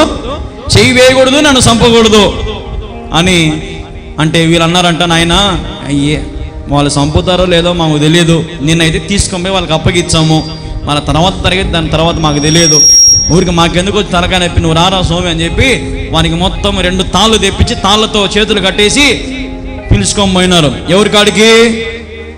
ఫిలిష్తీయుల కాడికి. హల్లెలూయా! ఫిలిష్తీయులు దగ్గరికి దేవుడు పంపించాడు. హల్లెలూయా! ఇక్కడ నుంచి దేవుని గేమ్ స్టార్ట్ అవుతుంది. ఇప్పుడు దేవుడు ఎట్లా ఆడుతాడో చూడండి, ఇప్పుడు ఎట్లా చేస్తాడో చూడండి. తర్వాత ఏం జరిగిందంటే ఫిలిష్తీయుల ఎదుటకు నిలబడి ఉంటాడు, ఇట్లా నిలబడి ఉంటాడు, దోషి మాదిరి దొంగ మాదిరి నిలబడుకొని ఉంటాడు. ఎవరు? సంసోను. అందరి కథలు ఎవరెవరెవరు ఏందిరా భయపడి దాక్కు పారిపోతావు, ఏం రైజ్ ఏంద్రా సంఖ్యలో కట్టుకోండి, వీళ్ళు పెద్ద బలవంతుడు అంటే కదరా, చూడరా నేను ఎట్ట పట్టుకున్నామో, ఏమనుకున్నావు, మీకంటే పెద్ద కులం, నీకంటే మాది గొప్ప కులం, మేము న్యాయాధిపతులం, మేమేమనుకున్నావు నువ్వు అని ఒక్కొక్కరు అవమానపరుస్తున్నారంట. ఎవరిని? సంసోన్ని. చాలా హేళనగా మాట్లాడుతూ ఉన్నారంట. సంసోన్ అనుకుంటా ఉంటున్న మనసు నాకు తెలిసి మాట్లాడండి ఎన్ని మాట్లాడతారో మాట్లాడుతూ ఉంటే సంసోను దేవుని వైపు చూశాడంట. పైనుంచి అగ్ని దిగిందంట. అగ్ని తన చేతులకున్న సంఖ్యలు కాలిపోయి చేతులు విడిపించబడ్డాయంట. హల్లెలూయా. మంట పైనుంచి అగ్ని దిగిందంట. తన చేతికేసిన సంఖ్యలు తెగిపోయాయి. చుట్టూ పార చూశాడు. పార చూడగానే గాడిద దవడ కనపడింది. పట్టుకున్నాడు వంగి. ఇంకా రండ్రా ఇప్పుడు ఎంతమంది వస్తారో అని కాలు దువ్వాడు. 1000 మందిని చంపాడంట. హల్లెలూయా. ఇది దేవుని విజయం. ఒక్కడు గాడిద దవడతో 1000 మందిని చంపాడు. ఈరోజు చరిత్రలో ఎవడైనా చేయగలుగుతాడా? సినిమాలో జరుగుతాయి. ఒక సినిమా ఫైటింగ్ తీయాలంటే 1 నెల 2 నెలలు కష్టపడతారు. ఒక చిన్న గీత వన్నే వాడు రాడు షూటింగ్కు. హాస్పిటల్ వనుకో ఉంటాడు, చిన్న గీత తగిలిన పైనుంచి కింద వన్న కదా. మరి ఇక్కడ ఈయన గాడిద దవడతో కుప్పలు కుప్పలు పేర్చాడంట శవాలని. 1000 మందిని చంపాడంట. సరే, తర్వాత ఏం జరిగింది చెప్తా ఉన్నాడు. ఏమనంటే అందరికీ 1000 మందిని చంపినా, నేను 1000 మందిని చంపాను. గర్వం, ఆగ్రహం, ఇంకా పగ చల్లారిపోతా ఉంది. అందరిని చంపి పారేశాడు. ఇంకా చూడండి ఎక్కడ మొదలైంది చెప్పండి ఈ గొడవ? పొడుపు కథ కాడ గొడవ స్టార్ట్ అయింది. ఏడ స్టార్ట్ అయింది? పొడుపు కథ కాడ స్టార్ట్ అయింది గొడవ. ఏడ దాకా వచ్చింది? కొన్ని వేల మంది చచ్చిపోయి కాడికి వచ్చింది. కొన్ని వేల మంది. అదే అప్పుడు ఆ పొడుపు కథ అప్పుడు మర్యాదగా సరే పోతే పని జవాబు అప్పుడే చెప్పేసి ఉంటే తన భార్య ఉండేది, మామ ఉండేవాళ్ళు, అన్నీ జరిగేవే, అంత బాగా లక్షణంగా ఉండేవారు. కానీ మా అమ్మ నాన్నకి చెప్పలే, నీకేంది చెప్పేది అంటనే భార్య మనసు ఇరిగిపోయింది. అయితే ఇప్పుడు నన్ను ప్రేమించలేడు, మోసగాడు అది చెప్పింది. ప్రేమ అంతా పోయింది. అటు తిరిగి భర్తను అప్పగించేసింది. లాస్ట్కి ఈయన ఓడిపోతే పోయాడు, వచ్చరికి పెళ్ళి అయిపోయింది. ఇవన్నీ జరిగిపోయినాయి. ఒక్క పొడుపు కథతో జీవితమే మారిపోయింది, స్థితిగతులే మారిపోయినాయి. అసలు ఇప్పుడు 1000 మందిని చంపినటువంటి బలాసురుడైపోయాడు. హల్లెలూయా, హల్లెలూయా. దాని తర్వాత చూడండి, ఇంకా అతడు చెప్పుట చాలించిన తర్వాత ఆ దవడ ఎముకను చేతి నుండి పాడవేసి ఆ చోటికి రామతెలహ అని పేరు పెట్టాను అని. అదంతా కూడా మనం గమనిస్తే అక్కడ అందరినీ చంపేసినాక ఆ దవడని పక్కన వారేస్తాడు. దాహం వేస్తాయి. అయ్యా దేవా, ఇది నాకు దాహం వేస్తా, నాకు నీళ్ళు అంటే దేవుడు అక్కడ ఒక గోతిని మాదిరి చీల్చి అక్కడి నుంచి నీళ్లు పుట్టిస్తాడు. ఆ నీళ్లు తాగుతాడు. ఎవరు? సంసోను. నీళ్లు తాగి దాహం తీర్చుకుంటాడు, గస చల్లారించుకుంటాడు. ఆడికి 15వ అధ్యాయం అయిపోయింది. హల్లెలూయా. ఇంకా చివరిగా సంసోను గురించి ఒకే ఒక అధ్యాయం, లాస్ట్ 16వ అధ్యాయం చూడండి ఒకసారి. తర్వాత సంసోనుకు గాజుకు వెళ్ళి వేశ్యనొక దానిని చూచి ఆమె వద్ద చేరెను. సంసోను అక్కడికి వచ్చినని గాజు వారికి తెలిసినప్పుడు వారు మాటు పెట్టి రేపు తెల్లవారిన తర్వాత అతన్ని చంపుదాం అనుకొని పట్టణపు ద్వారమున రాత్రంతయు పొంచి ఉండిరి. సంసోను మధ్యరాత్రి వరకు పండుకొని మధ్యరాత్రి లేచి పట్టణపు తలుపులో వాటిని 2 ద్వార బంధములను పట్టుకొని వాటిని అడ్డకర్రతోటి వాటిని ఊడబెరికి తన భుజల మీద పెట్టుకొని హెబ్రోనుకు ఎదురుగానున్న కొండ కోనకు వాటిని తీసుకొని పోయేను. సరే, చంపేసినాడు కదా ఇప్పుడు 1000 మందిని చంపిన తర్వాత ఇప్పుడు ఏ ఊరికి పోయాడు? గాజా. ఏమంటే ఆ ఊరి పేరు గాజా. జెరియాలో పుట్టినాడు. తిమ్నాతుకు పోయి ఫిలిష్తీయుల అమ్మాయిని పెళ్లి చేసుకున్నాడు. ఈ శ్రమలన్నీ వచ్చినాయి. అల్కేషుకు పోయి 30 మందిని చంపి వాళ్ళ బట్టలు వాళ్ళ ఆస్తిని దోషి తెచ్చి వీళ్ళకు పెట్టినాడు. మళ్ళీ ఇప్పుడు 4వ ఊరు పేరు ఏం పేరు? ఇది గాజా. ఎన్ని ఊర్లు మారినాడు గమనించండి. గాజాకు పోయాడు. ఆడికి పోయి ఆడున్నాడంటే ఒక వేశ్యతో పాటు ఉన్నాడంట. ఎవరితో ఉన్నాడంట? ఒక వేశ్యతో ఉన్నాడు. ఆ రాత్రంతా వేశ్యతో గడిపాడు. ఇప్పుడు మళ్ళా తప్పు చేస్తా ఉన్నాడు. ఎవరు? సంసోన్. ఏం తప్పు? వేషతో ఉన్నాడు. ఇప్పుడు మామూలుగా వాళ్ళ అమ్మ నాయనకి ఏం చెప్పింది దేవదూత? ఒకసారి ఎన్నికపోదాం మళ్ళీ. ఏం చెప్పింది దేవదూత?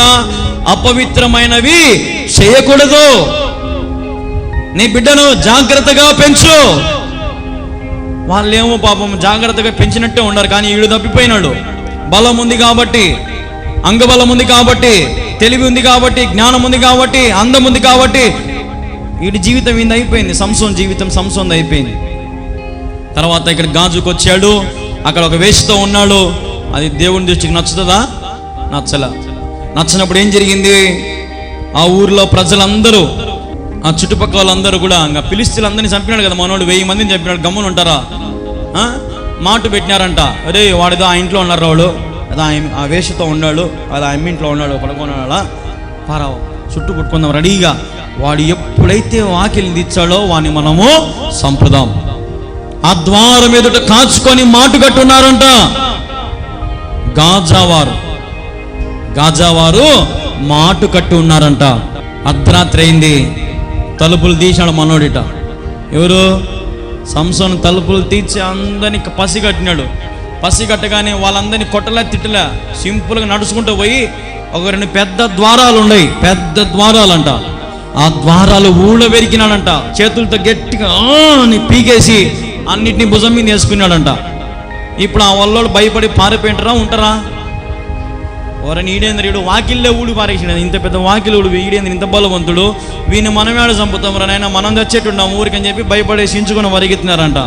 పిమ్మట అతడు షోరేకు లోయలనున్న దెలీలా అను స్త్రీని మోహింపగా ఫిలిష్తీయుల సర్దారులు ఆమె యొద్దకు వచ్చి ఆమెతో నీవు అతని లాలన చేసి అతని గొప్ప బలము లేనిదో మేము ఎలాగ అతని గెలవచ్చునో తెలుసుకొనుము, మేము అతని బంధించి అతని గర్వం అనుపుదము, అప్పుడు మాలో ప్రతి వాడును 1100 వెండి నాణ్యములు నీకు ఇచ్చేదమన్నారంట. చూడండి, సంసోన్ను చంపడానికి ఎన్ని ప్రయత్నాలు జరుగుతూ ఉన్నాయో చూడండి. ఫస్ట్ అమ్మాయిని ప్రేమించాడు, అమ్మాయి వదిలిపెట్టింది, మళ్ళీ ఆమె వేరే పెళ్లి చేసుకుంది. ఈడొచ్చి మళ్ళీ వేషతో ఉన్నాడు. వేషతో ఉన్న తర్వాత మళ్ళీ ఇంకొక అమ్మాయిని ప్రేమించినాడు. ఏందంటే అమ్మాయి పేరు దెలీలా. ఏందమ్మా అమ్మాయి పేరు? దెలీలా. ఆ అమ్మాయిని మోహించాడు. అంటే ఇంకా అమ్మాయితో సంసారం చేస్తున్నాడు అనుకోండి. ఆ అమ్మాయితో ఉన్నాడు. ఇప్పుడు చాలా మంది పెళ్లిళ్ళు చేసుకోకుండానే సంసారాలు, భార్య ఉన్నా భర్త ఉన్నా సంసారాలు ఎన్నో ఉంటాయి లోపల. అటు ఈడు కూడా అంతే. సంసోన్ చేసే పని కూడా అదే. ఇప్పుడు పెళ్లి కాల, ఏం కాల, కానీ దెలీలాతో మోహంతో ఉన్నాడు, ఆమెతో కలిసిపోయి ఉన్నాడు. అప్పుడు ఈ ఫిలిష్తీయులు అందరూ కూడా ఆమె కాడికి వచ్చారు. అమ్మా దెలీలా, ఇదో వానికి ఏది బలము మాకు చెప్పుమ్మా, వాని మేము సంపలేకుండమ్మా, వాని సంపుతే కానీ మా ప్రతీకారం తీరదమ్మా, ఎట్టయినా సరే వానికి బలం ఏదో కనుక్కో, ఆ బలాన్ని మనం చంపేద్దాం. ఇప్పుడు దెలీలా దగ్గరికి పోయాడు, ఈ ఫిలిష్తీయుల వాళ్ళందరూ పోయారు. అమ్మా వాని బలగం ఏదో మాకు చెప్తే వాడిని మేము చంపుతామమ్మా, మాకు ప్రతీకారం తీరలేదమ్మా, వాడిని చంపాలమ్మ, వాడు ఎంత మందిని చంపినాడు, వాడు పెద్ద బలవంతుడు అనుకుంటున్నాడమ్మా, వాడు గాడిద దౌడు తీసుకుని 1000 మందిని చంపి అది ఇది అన్ని వాళ్ళు చెప్పుకుంటా ఉన్నారు, వాళ్ళ బాధ వాళ్ళ పగంతా. ఇదిగో దెలీలా, నీవు గాని మాకు చెప్తే, ఆ సంసోను యొక్క బలం ఏమిటో నీవు మాకు చెప్పితే మేము ఒక్కొక్కరము నీకు ఎన్ని నాణ్యాలు ఇస్తామన్నారు వాళ్ళు? 1100 వెండి నాణ్యములు, అంటే 1100 వెండి నాణ్యాలు ఇస్తామన్నారు ఒక్కొక్కరు. అంటే వాడికి ఎంతమంది పోయినారో, ఎంతమందికి పగ ఉందో, ఎవరి మీద? సంసోను మీద. ఎంతమందికి ఎందుకు పగ ఉంది? ఒక ఊరికి పోయి 30 మందిని చంపా, వాళ్ళు గమ్మున ఉంటారా? ఉండరు. ఈడికి పోయి ఒక 1000 మందిని చంపా, గమ్మున ఉంటారా? ఉండరు. పోనీ ఆడ మామ వాళ్ళ భార్య మంటలు పడి కాలి చచ్చా, వాళ్ళ ఏమైనా గమ్మున ఉంటారా? గమ్మున ఉండరు కదా. ఇవన్నీ జరుగుతూ ఉన్నాయి. అందరూ మాట పెట్టినా కానీ మళ్ళీ బయటకు వచ్చి వాకిలు తీసి అంత గూడు పేరుకి చేసి భుజం మీద ఎత్తారు కదా, భయపడి అందరు పారిపోయినారు. ఇప్పుడు ఎట్టైనా సరే వీని సంపాదన అని చెప్పి అందరూ గుమ్ముగూడి ప్రేమించిన అమ్మాయి దగ్గరికి వచ్చినారు, సంసారం చేసే దెలీలా దగ్గరికి వచ్చినారు. అమ్మా నువ్వు కానీ చెబితే నీకు 1100 వెండి నాణాలు ఇచ్చాం, ఒక్కొక్కరం ఇచ్చాం అంటానే దెలీలా ఆశపడింది.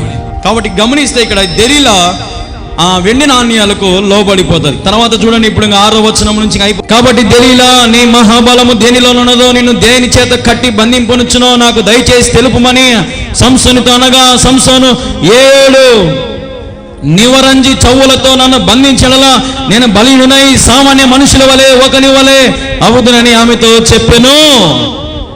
ఏం చెప్పినాడు? ఇప్పుడు భర్త కాడికి పోయింది.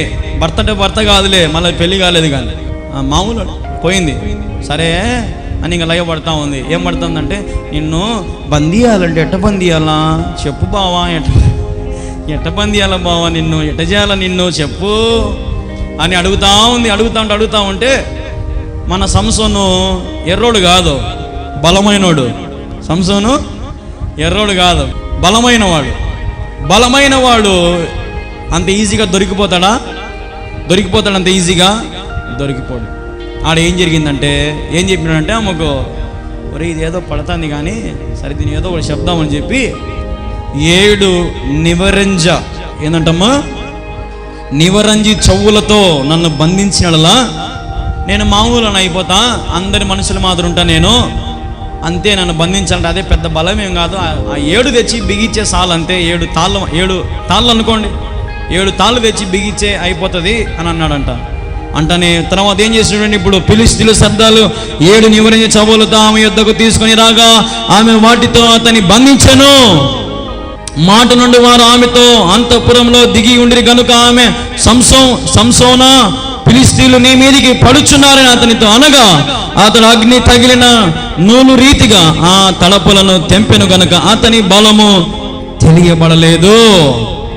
సరే అని పోయి చెప్పింది వాళ్ళకి. ఎవరికి? ఫిలిష్తీయులు కాడికి పోయింది. ఎవరికి? డబ్బులు ఇచ్చారు కదా, ఒప్పందం. ఆడికి పోయింది. ఆడికి పోయి, ఏమయ్యా ఇదో వానికి 7 తాళ్ళు కట్టించగిన మామూలు అయిపోతాడంట. అంటే వాళ్ళు నిజంగా గొర్రెలు మాత్రం 7 తాళ్ళు తెచ్చి ఇచ్చినారు. ఎవరికి? దెలీలాకు. ఏదో మేము సైగ్గా పక్కన దాక్కుంటాము, నువ్వు వాని ఏదో ఒక రకంగా బంధించి వాని ఏదో ఒకటి కట్టే వాడిని, మళ్ళీ మేము వచ్చి వాని కథ చూస్తాము అన్నారంట. సరే అని చెప్పి దెలీలా పోయి ఏం చేసింది, ఇప్పుడు ఆ తాళ్ళని కట్టించింది, అన్ని కట్టేసింది. ఇప్పుడు వాళ్ళందరి గడ్డకు వచ్చాయట. అందరు ఎవరు గడ్డకు వచ్చింది? ఫిలిష్తీయులు అందరూ దాక్కొని మూలను కట్టేసి నాకు ఆడికి వచ్చారు. ఇప్పుడు గడ్డకు వచ్చాయి. ఇంకా ఇప్పుడు మొగల నిలబడుకున్నారు. ఇప్పుడు ముందంతా దాక్కో ఉన్నారు. ఇప్పుడు ఇంకా రారా చూసుకుందాం అన్నట్టు నిలబడుకున్నారు. ఇప్పుడు ఏం జరిగిందంటే, ఈ దెలీలా, సంసోను నిన్ను చంపడానికి ఫిలిష్తీయులు వచ్చారు అంటనే సంసోను ఇట్లా లేచాడట. అంతే లేచనే తాళ్ళు గిళ్ళని తెగిపోయినాయంట. తాళ్ళు గిళ్ళని పరిగెత్తుకొని ఫిలిష్తీయులు చించుకొని పరిగెత్తినారంట. ఇంకా భయపడి ఫిలిష్తీయులు దిక్కు తెలియక దెలీలా ఎర్రిముఖం వేసుకోంది. మోయమ్మ నేను ఆడ దొరికిపోతానేమో నాయన, వీడు నన్ను ఒక గుద్దుకు చంపుతాడే. దెలీలా గలగల ఆడిపోతుంది. దెలీలా ఫస్ట్ సారి మోసం చేసినాడు, 3 సార్లు మోసం చేశాడు పాపం. చూడండి ఒకసారి. అప్పుడు దెలీలా, ఇదిగో నీవు నన్ను ఎగతాళి చేసి నాతో అబద్ధం ఆడితివి, నేను దేని చేత బంధించవచ్చును దయచేసి నాకు తెలుపని సంసోనుతో చెప్పగా అతడు పేనిన తర్వాత పనికి పెట్టిన క్రొత్త తాళ్లతో నన్ను బాగుగా బంధించడలా నేను బలహీనని సామాన్య మనుషులతో ఒకని వలె అవుదునని ఆమెతో చెప్పాను. అంతటా దెలీలా వెనబడిన కొత్త తాళ్ళను తీసుకుని వాటితో అతన్ని బంధించి సంసోను ఫిలిష్తీయుని మీదికి పడుచున్నారని అతనితో అనెను. అప్పుడు మాటు నుండి వారు అంతఃపురంలో నుండి అతడు తన చేతుల మీద నుండి నూలు పోగు వలె ఆ తాళ్ళు తెంపెను. అప్పుడు దెలీలా, ఇది వరకు నీవు నన్ను ఎగతాళి చేసి నాతో అబద్ధం ఆడితివి. ఇక్కడ మళ్ళీ ఇప్పుడు రెండోసారి ఏం చెప్పినాడు, మళ్ళీ అడుగుతుంది, నువ్వు నన్ను మోసం చేసినావు, నేను ఏదో బంధించామనుకుంటే, నేను ఏదో బంధించి నీతో లయ పడదాం అనుకుంటే నన్ను మోసం చేసినావు, అది ఇది అని అంటుందంట. అంటే సరే కానీ కొత్తగా ఇప్పుడు తాళ్ళు తయారు చేస్తారు. తాళ్ళు బాగా లాగి చుట్టే మిషన్ ఉంటుంది, ఒక మిషన్ చుట్టేది. ఇప్పుడు కొత్తగా తయారు చేసిన తాళ్ళు తీసుకొని రా, ఆ తాళ్ళు తీసుకొచ్చి నన్ను కట్టే సగ చేసింది వాళ్ళకు. ఎవరికి? తీసుకొని రాండి. ఇంకా చెప్పినాడు చూడు, వాళ్ళు తెచ్చి ఇచ్చినారు పాపం. తెచ్చి కానీ మళ్ళా అంట చేసి మొత్తానికి అయితే కట్టేసిన తర్వాత వాళ్ళు మళ్ళీ ఇప్పుడు నుంచి బయటకు వచ్చినారు. మాట నుండేవారు అంతఃపురంలోకి వచ్చినారు, లోపలికి వచ్చినారు. ఇంకా చూస్తున్నారు. ఇప్పుడు ఇంకా ఏమయ్యా సంసోను, వాళ్ళు వచ్చారు మళ్ళా నిన్ను సంపనీ కంటే ఇప్పుడు అంగడికి ఇడ్లీలు వడలు తెచ్చుకుంటే దారం కడతారు చూడు, మన పిల్లలు ఏం చేస్తారు, రాకపోతే ఆడ తెంపుతారు, అట్లా డిగ్గులేసి మళ్ళీ ఇటు అన్నాడంట. అంటేనే మళ్ళీ కట్లు గిట్లు కొత్త తాళ్ళు అంటాయి, చాలా బలమైన తాళ్ళు. ఇప్పుడు ట్రాక్టర్లకు అందుకుంటే లావు తాళ్ళు, అట్లాంటి తాళ్ళు తెగిపోయినాయంట. మళ్ళీ ఇప్పుడు భయపడి పరిగెత్తి పారిపోయినారు. మళ్ళీ ఈ దిలీలా, ఏమయ్యా నీకు నేను ఎర్రిదా మాది కానొచ్చిందిలే, 2 సార్లు నన్ను మోసం చేసినావు నువ్వు అంటే. ఇప్పుడు మళ్ళీ చూడండి, మళ్ళీ ఏం చేస్తాడు చూడండి. ఇప్పుడు 13వ వచనం, అప్పుడు దెలీలా, ఇది వరకు నీవు నన్ను ఎగతాళి చేసి నాతో అబద్ధములాడితివి, నిన్ను దేని వలన బంధించవచ్చు నాకు తెలుపు అని సంసోనితో చెప్పగా, అతడు నీవు నా తల జడలను 7 అల్లిన ఎడల సరి అని ఆమెతో చెప్పాను. అంతటా ఆమె మేకులతో దాన్ని దిగగొట్టి సంసోను ఫిలిష్తీయుని మీదికి పడుచున్నారని అతని చెప్పినప్పుడు అతడు నిద్ర మేలుకొని ముగ్గపు మేకును నెత్తిన ఊడదీసుకొని పోయిను. అప్పుడు ఆమె, నా యందు నీకిష్టము లేనప్పుడు నేను నిన్ను ప్రేమించుచున్నాను, నీవెందుకు చెప్పుచున్నావు? ఇది వరకు నీవు ముమ్మారును ఎగతాళి చేసి నీ గొప్ప బలము దేనిలోనున్నది నాకు తెలియకపోతివని అతనితో నేను. ఏదో ఇప్పటికీ 2 సార్లు మోసపోయినా, ఏదో నన్ను ప్రేమించను అంటావే, ప్రేమ అంటావు, ఏం చెప్పవే నాకు, ఇప్పుడన్నా చెప్పురా ఒక్కసారి ప్లీజ్ రా అని ఏదో ఒక రకంగా అడిగింది పాపం. ఇప్పుడు మళ్ళా చూడు తమాషా ఏమంటున్నాడు, నాకుండే జడ 7 జడల మాదిరి అల్లు. మనోళ్ళకి ఒక్క జడ ఉంటేనే అల్లాడిపోతారు కదా, వాళ్ళల్లో ఒక్క జడ ఉంటే చాలు కదా, అల్లాడిపోతూ ఉంటారు. అట్లాంటిది ఇప్పుడు సంసోనికి ఎన్ని జడలు అల్లమంటున్నాడు సంసోను? 7 జడలు అల్లుతుందంట. అన్ని అల్లి ఈ ఆడ ఊడిపోతాయని అప్పట్లో రబ్బర్ బ్యాండ్లకి గిబ్బర్ బ్యాండ్లు ఉండేది లేవు మనకి తెల్లు. ఏం చేసిందంటే ఈ గోడకు అన్ని 7, 1, 2, 3, 4 అని అన్ని మేకులు కొట్టిందంట. ఒక్కొక్క జడకు ఒక్కొక్క మేకు కొట్టిందంట గోడకు. మళ్ళా సగ చేసింది వాళ్ళకు. గడ్డకు వచ్చినారు, ఇప్పుడు అంతపురంలోకి వచ్చాను. మళ్ళా ఎవరు ఫిలిష్తీయులు లోపలికి వచ్చినారు. లోపలికి రాగానే మళ్ళీ లేపుతుంది, అయ్యా సంసోను చూడు వాళ్ళు మళ్ళీ సంపనీకి వచ్చినారంటే లేచాలకల్లా గోడకున్న మేకులతో సహా లేచి వచ్చినాయంట. అంత బలవంతుడు ఎవరు? సంసోను. అంత బలవంతుడైన సంసోను ఇప్పుడు తన భార్య అడుగుతుంది, మళ్ళా నన్ను ప్రేమించానేవి అంతా నీది మోసమే, నీదంతా అబద్ధం ప్రేమ, నీదంతా మాయ ప్రేమ, నాకు నువ్వు చెప్పవు, నీ బలం దేంట్లో ఉందో చెప్పండి, నీకేం పోతుంది నీకు, నేనేమన్నా తింటానా, అది ఏదో అని ఉంటుంది. ఇంకా పాపం గొనిగింటుంది, నసపెట్టింటుంది. ఇంకా ఎవరిని? సంసోను. తనవాతంగా చూడండి ఏం జరిగిందో. 15 అప్పుడు ఆమె, నా యందు నీకు ఇష్టం లేనప్పుడు నేను ప్రేమించుచున్నాను, నీవు ఎందుకు చెప్పుచున్నావు? ఇది వరకు నీవు ముమ్మాన ఎగతాళి చేసి గొప్ప బలం దేని నాకు తెలియకపోతే అతనితో దానిలో ఆమె అనుదినము మాటల చేత అతన్ని బాధించి తొందరపెట్టినందున అతడు ప్రాణము విసికి చావగోరెను. అప్పుడు అతడు తన అభిప్రాయం అంతా ఆమెకు తెలియజేసి, నేను నా తల్లి గర్భము నుండి పుట్టినది మొదలుకొని దేవునికి నాజీరు చేయబడిన వాడనై ఉన్నాను, నా తల మీదికి మంగళ కత్తి రాలేదు, నాకు శౌర్యము చేయలేదు, నా బలము నాలో నుండి తొలగిపోయి ఇతర మనుషుల వల్ల అవుదునని ఆమెతో అనెను. అతడు తన అభిప్రాయాన్ని తనకు తెలిపినని దెలీలా ఎరిగి ఆమె వర్తమానం పంపి ఫిలిష్తీయులు సద్దుని పిలిపించి, ఈసారికి రండి, ఇతడు తన అభిప్రాయం నాకు తెలియజేశాడు. ఇసుకిస్తా ఉంది, గొనుగుతా ఉంది. అంతే కదా. ఇప్పుడు ఆడవాళ్ళు ఏం చేస్తారు, ఇంట్లో బోకులు కట్టేటప్పుడు బట్టలు దిగేటప్పుడు గొనికి తెచ్చలే నువ్వు తేవులే, నీ వల్ల కాదులే, నువ్వు చేయలేవులే, నీ వల్ల కాదులే. ఎందుకు కాదు, తెచ్చా ఇప్పుడే పోతా అంటాడు. అప్పైనా సొప్పైనా తెచ్చి పెడతాను నీకు అంటే, నువ్వు తేలేవులే, అందరి మాదిరి నువ్వు కాదు పోరా మాడాగా ఎన్నెన్నో అంటారు. ఇంకా అన్నెప్పుడు రోషం వచ్చి నన్ను ఇటు అంటావు నువ్వు అని చెప్పి పోయి తెచ్చి ఏమని తెచ్చిపోయాడు. అట్టగా వీళ్ళ ఇప్పుడు సంసోను చచ్చిపోదాం అనుకుంటున్నాడంట. ఏందిరా ఇది, వదిలిపెట్టినే ఇంత నష్టం పెడుతుంది ఏందిరా నాయన, బా చచ్చిపోయింది మిమ్మల్ని, సరేలే చెప్పి పారేచ్చా పీడ పోతుందని చెప్పేసాడంట. ఏమని? నా తల్లి గర్భములో నుండి నా తల మీదకి ఒక్క మంగళ కత్తి కూడా అలా ఇంతవరకు ఇంటికెళ్ళి నేను తీయలా, పుట్టింటికెళ్ళి తీయలే, సంవత్సరం 3 ఏళ్ళకి తీయలే, ఏం తీయలే నేను. ఇన్ని ఏండ్లు నా తల మీద కానీ నా గడ్డం మీద కానీ మంగళ కత్తి పడలేదు. ఇవి కానీ పోతే నేను మామూలు మనిషిని అయిపోతాను అని చెప్పేశాడు. ఇంకా ఓపెన్గా చెప్పేశాడు. చెప్పగానే కబురు పంపించింది దెలీలా, అయ్యా ఫిలిష్తీయులు ఈసారికి రండి, ఈసారి మీరేం భయపడి చించుకొని పరిగెత్తడం అవసరంలా, వాడి అభిప్రాయం చెప్పేసాడు మనకు. వాని బలం దేంట్లో ఉందో చెప్పినాడు మనకు.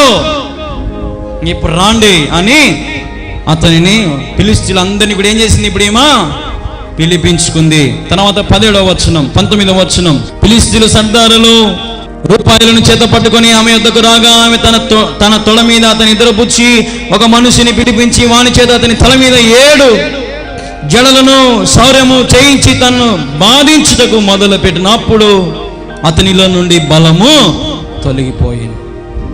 వాళ్ళు వచ్చారు. ఎట్లా వచ్చారంటే వాళ్ళు ఏమి ఇచ్చామన్నారు ఈమెకు? 1100 వెండి నాణ్యాలు. ఎంత? 1100 వెండి నాణ్యాలు ఇచ్చామన్నారు ఈమెకు. అంటే ఏమంగా ఈసారి రమ్మనింది కదా, ఖచ్చితంగా ఏదో ఒకటి చేసి ఉంటుంది రా ఢిల్లీలా, ఖచ్చితంగా డబ్బులు తీసుకుని అందరు డబ్బులు ఏర్పాటు చేసుకుంటారు, పోదాం వాడిని చంపుదాం, వాడిని చెండుదాం అని బయలుదేరినారు డబ్బులు తీసుకొని. ఢిల్లీలో కాడికి పోతానే ఢిల్లీలో సంసోని ఒడిలో పండేసుకొని ఉందంట. ఎట్లా? ఒడిలో. ఏదో ఒక సామెత కూడా ఉంది, భర్త బయట ఎంత సాగు తెచ్చినా భార్య ఒడిలో పనుకుంటే అన్నీ మర్చిపోతాడంట. అట్లా ఈ ఢిల్లీలో ఒడిలో పనుకో అన్నాడు. ఎవరు? సంసోను బలమైన వాడు. ఇంకా లేబుద్ధి కాలేదేమో మనోనికి, పనుకోనే ఉండడం వల్ల అటు నిద్రపోయినాడు. ఇంకా అట్నే చిన్నగా సైగ చేసి మంగళని పిలిపించి మొత్తం అంతా కూడా ఏం చేయించింది? ఇప్పుడు మొత్తం గుండు చేసి పారేసింది, ఇంటికి తీసి పారేసింది. ఇప్పుడు సంసోను మామూలు మనిషి అయిపోయాడు. ఏమైపోయినాడు? సంసోను మామూలు మనిషి అయిపోయాడు. తర్వాత చూడండి ఒకసారి ఇప్పుడు ఏమైందో. 20వ వచనం, ఆమె సంసోను ఫిలిష్తీయుల మీదికి పడుచున్నారనగా అతడు నిద్ర మేలుకొని ఎప్పటి ఎట్లు నేను బయలుదేరి విడజిమ్ము కొందుకొని అయితే యెహోవా తన ఎడబాబున అతని తెలియలేదు. అప్పుడు ఫిలిష్తీయులు అతనిని పట్టుకొని అతని కన్నులను ఊడదీసి గాజాకు అతని తీసుకొని వచ్చి ఇత్తడి సంఖ్యల చేత అతనిని బంధించిరి. అతడు బందీ గృహంలో తిరగలి విసురాళాయను. అయితే అతడు క్షౌర్యము చేయబడిన తర్వాత అతని తల వెంట్రుక తిరిగి మొదలుచుటకు మొదలు పెట్టెను. అయ్యా లే వాళ్ళు వచ్చారు నేను సంపనీకి. ఏం తెలియనట్టు ఈమా అమ్మడు పోయినట్టు కూడా తెలియడంలే. ఇప్పుడు ఢిల్లీలా లేలే వాడు సంపనీకి వచ్చానంటే లేచాల కల్లా ఏమి లేదు, ఇతనికి జుట్టు లేదు, గడ్డం లేదు, ఏం లేదు. దేవుడేమో బలవంతి ఆడబెట్టినాడు, సంసోనికి ఈడబెట్టినాడు. ఇప్పుడు అంత గుండె అయిపోయింది, ఏం లేవు. ఇప్పుడు వాళ్ళని సంపుతా అని లేచినాడంట పైకి. బలం ఏడుంది? దేవుడు ఎడబాటు చేసినాడు. ఎందుకు ఎడబాటు చేసినాడు? దేవుడు ఏం చెప్పినాడు? దేవుడు మంగళ కత్తి పెట్టనీయకూడదు, పెట్టించింది ఎవరు? భార్య కాదు, ఢిల్లీలా ఉంపుడు కత్తి అనుకోండి, పెట్టించింది, చేసేసింది, అయిపోయింది. జీవితము చాలా భయంకరంగా అయిపోయింది. ఇప్పుడు సంసోన్ది గర్వపడ్డాడు. నేను ఎంతమందిని చంపుతా అనుకున్నాడు, నా బలగం ఎంతలే అనుకున్నాడు, నా ఆస్తి ఎంత, ఏంది, నా కథ ఏంది, ఎంతమంది అయినా చంపుతా అని ధైర్యంగా నిలబడ్డాడు సంసోను. కానీ ఇప్పుడు లేచేసరికి ఏం లేదు, బలము లేదు. చక్కగా ఫిలిష్తీయులు పోయి గుడ్లు బీకినారంట. ఏం బీకినారంట? గుడ్లు బీకినారంట కళ్ళల్లో నుంచి. గుడ్లు పీకగానే సంసోని ఇప్పుడు ఏమైపోయాడు? ఇప్పుడు లేదు, ఇంకా బలము లేదు, ఏం లేదు. చేతికి ఇత్తడి సంఖ్య లేచి కుక్కని ఈడ్చుకొని పోతున్నారు. ఇంకా అంత బలవంతుడు. ఈడ్చుకొని పోయి జైల్లో వేసేశారు. జైల్లో వేసిన కొద్ది రోజుల తర్వాత స్లోగా గుండె మీద ఏమొస్తా ఉన్నాయి? మళ్ళా ఎంటికలు మలుస్తూ ఉన్నాయి. హల్లెలూయా! పశ్చాత్తాపడ్డాడంట. చరిత్ర చెప్తుంది, సంసోను జైల్లో ఉన్నాడు, చాలా పశ్చాత్తాపడ్డాడంట. చాలా ఏడ్చి నలిగి చాలా బాధతో వేడుకున్నాడంట. దేవా అని వేడుకుంటే మళ్ళీ తన గుండె మీద వెంట్రుకల దేవుడు మొలిపించాడు. దాని తర్వాత చూడండి 23, ఫిలిష్తీయుల సర్దారులు మన దేవత, ఫిలిష్తీయుల సర్దారులు మన దేవత మన శత్రువైన సంసోనుకు మన చేతికి అప్పగించినందని చెప్పుకొని తమ దేవత అయిన దాగోనుకు మహాబలి అర్పించుటకును పండుగ ఆచరించుటకును కూడుకొని జనులు సంసోను చూచినప్పుడు మన దేశం పాడు చేసిన వాడను, మధ్యలో అనేకులను చంపిన వాడైన మన శత్రువుని మన దేవత మన చేతికి అప్పగించి ఉన్నది చెప్పుకొనుచు తమ దేవతను స్తుతించిరి. వారి హృదయములు సంతోషముతో నిండి ఉండగా వారు మనము పరిహాసము చేయుటకు సంసోను పిలిపించుందున రండని సంసోను బందీ గృహము నుండి పిలువనంపిరి. వారు అతని చూచి గుడి స్తంభముల మధ్య అతన్ని నిలవబెట్టి పరిహాసము చేయగా సంసోను తన చేతిని పట్టుకొని బంటుతో ఇట్లా నేను ఈ గుడికి ఆధారముగా ఉన్న స్తంభాలను తడువనిచ్చి విడువుము, నేను వాటి మీద ఆనుకొందును. ఆ గుడి స్త్రీ పురుషులతో నిండి ఉండిను. ఫిలిష్తీయులు సర్దార్లందరూ అక్కడ నుండిరి. వారు సంసోను ఎగతాళి చేయగా గుడి కప్పు మీద స్త్రీ పురుషులు రమారమి 3000 మంది చూచుచుండిరి. అప్పుడు సంసోను, యెహోవా ప్రభువా, దయచేసి నన్ను జ్ఞాపకము చేసుకున్నామని, దేవా దయచేసి ఈసారి మాత్రమే నన్ను బలపరచుమని నా 2 కనుల నిమిత్తము ఫిలిష్తీయులను ఒక్క మారి దండించి పగ తీర్చుకున్నామని యెహోవాకు మొరపెట్టి. ఏమొచ్చినాయి గుండె మీద? ఇప్పుడు ఎంటికలు వస్తూ ఉన్నాయి. ఎంటికలు వస్తూ ఉంటే వీళ్ళందరూ తెచ్చి జైల్లో పెట్టినారు. ఎవరు? ఫిలిష్తీయులందరూ తెచ్చి జైల్లో పెట్టినారు. జైల్లో పెట్టిన తర్వాత ఏం జరిగింది? వాళ్ళందరూ వచ్చారు, ఇంకా వాళ్ళ ఫిలిష్తీయులందరూ వచ్చారు. వాళ్ళకు దేవతనంట. ఆ దేవత పేరు కూడా రాశారు ఇక్కడ. ఆ దేవత పేరు దాగోను అంట. ఆ దేవత పేరు దాగోను. ఆ దేవత పేరు దాగోను. ఆ దేవతకు అందరూ స్తుతిస్తున్నారంట. ఏమని? అబ్బా దేవత, ఇదో ఈడే మనం అందరు నాశనం చేసి పారేసింది, వీడు మన పొలాలు పోయినాయి, ఆస్తి అన్ని వీని వల్లే మన వాళ్ళు చాలా చచ్చిపోయినారు, నువ్వే వీన్ని మాకు పట్టించినావు అని ఆ దేవత దగ్గర పండగ చేసుకుంటారంట. ఎవరు? ఈ ఫిలిష్తీయులందరూ గుడిలో ఉన్నారంట. అందరు గుడిలో స్త్రీలు పురుషులందరూ కూడా ఇంచుమించుగా 3000 మంది ఉన్నారంట. పైన అంటే ఎట్లా? స్లాబ్ మీద అనుకోండి. మన భాషలో ఎంతమంది గుడి మీద ఉన్నారంట? 3000 మంది ఉన్నారంట గుడి మీద. సంసోను తీసుకొని రండ్రా జైల్లో నుంచి అన్నారంట. సంసోను చేతులు పట్టుకొని సంఖ్యలు వేసుకొని వచ్చాడు. సంసోను తేగానే బాగా వినండి, ఆ గుడికి ఆధారము 2 స్తంభాలంట. అంటే 2 స్తంభాల మీద ఆ గుడి ఉంది. మీరు బాగా గమనించాలి. 2 స్తంభాల మీద ఏముంది? ఆ దేవత పేరేం పేరు? దాగోను. ఆ దేవత, ఆ గుడి ఉందాడ, ఆ దేవతది. సంసోను తెచ్చి వాటి 2 మధ్యలో కట్టేశారంట. వాటి 2 మధ్యలో కట్టేశారు. సంసోను తన బంటు ఇటా నన్ను ఒక వల్లకు పెట్టండి రా, నేను అటు ఆనుకుంటా నాకు అని ఏదో చెప్పినాడు. పాపం బాధ చెబితే అందరు ఎగతాళి చేస్తూ ఉన్నారు, అవమానం చేస్తూ ఉన్నారు, ఏదంటే అది మాట్లాడుతూ ఉన్నారు.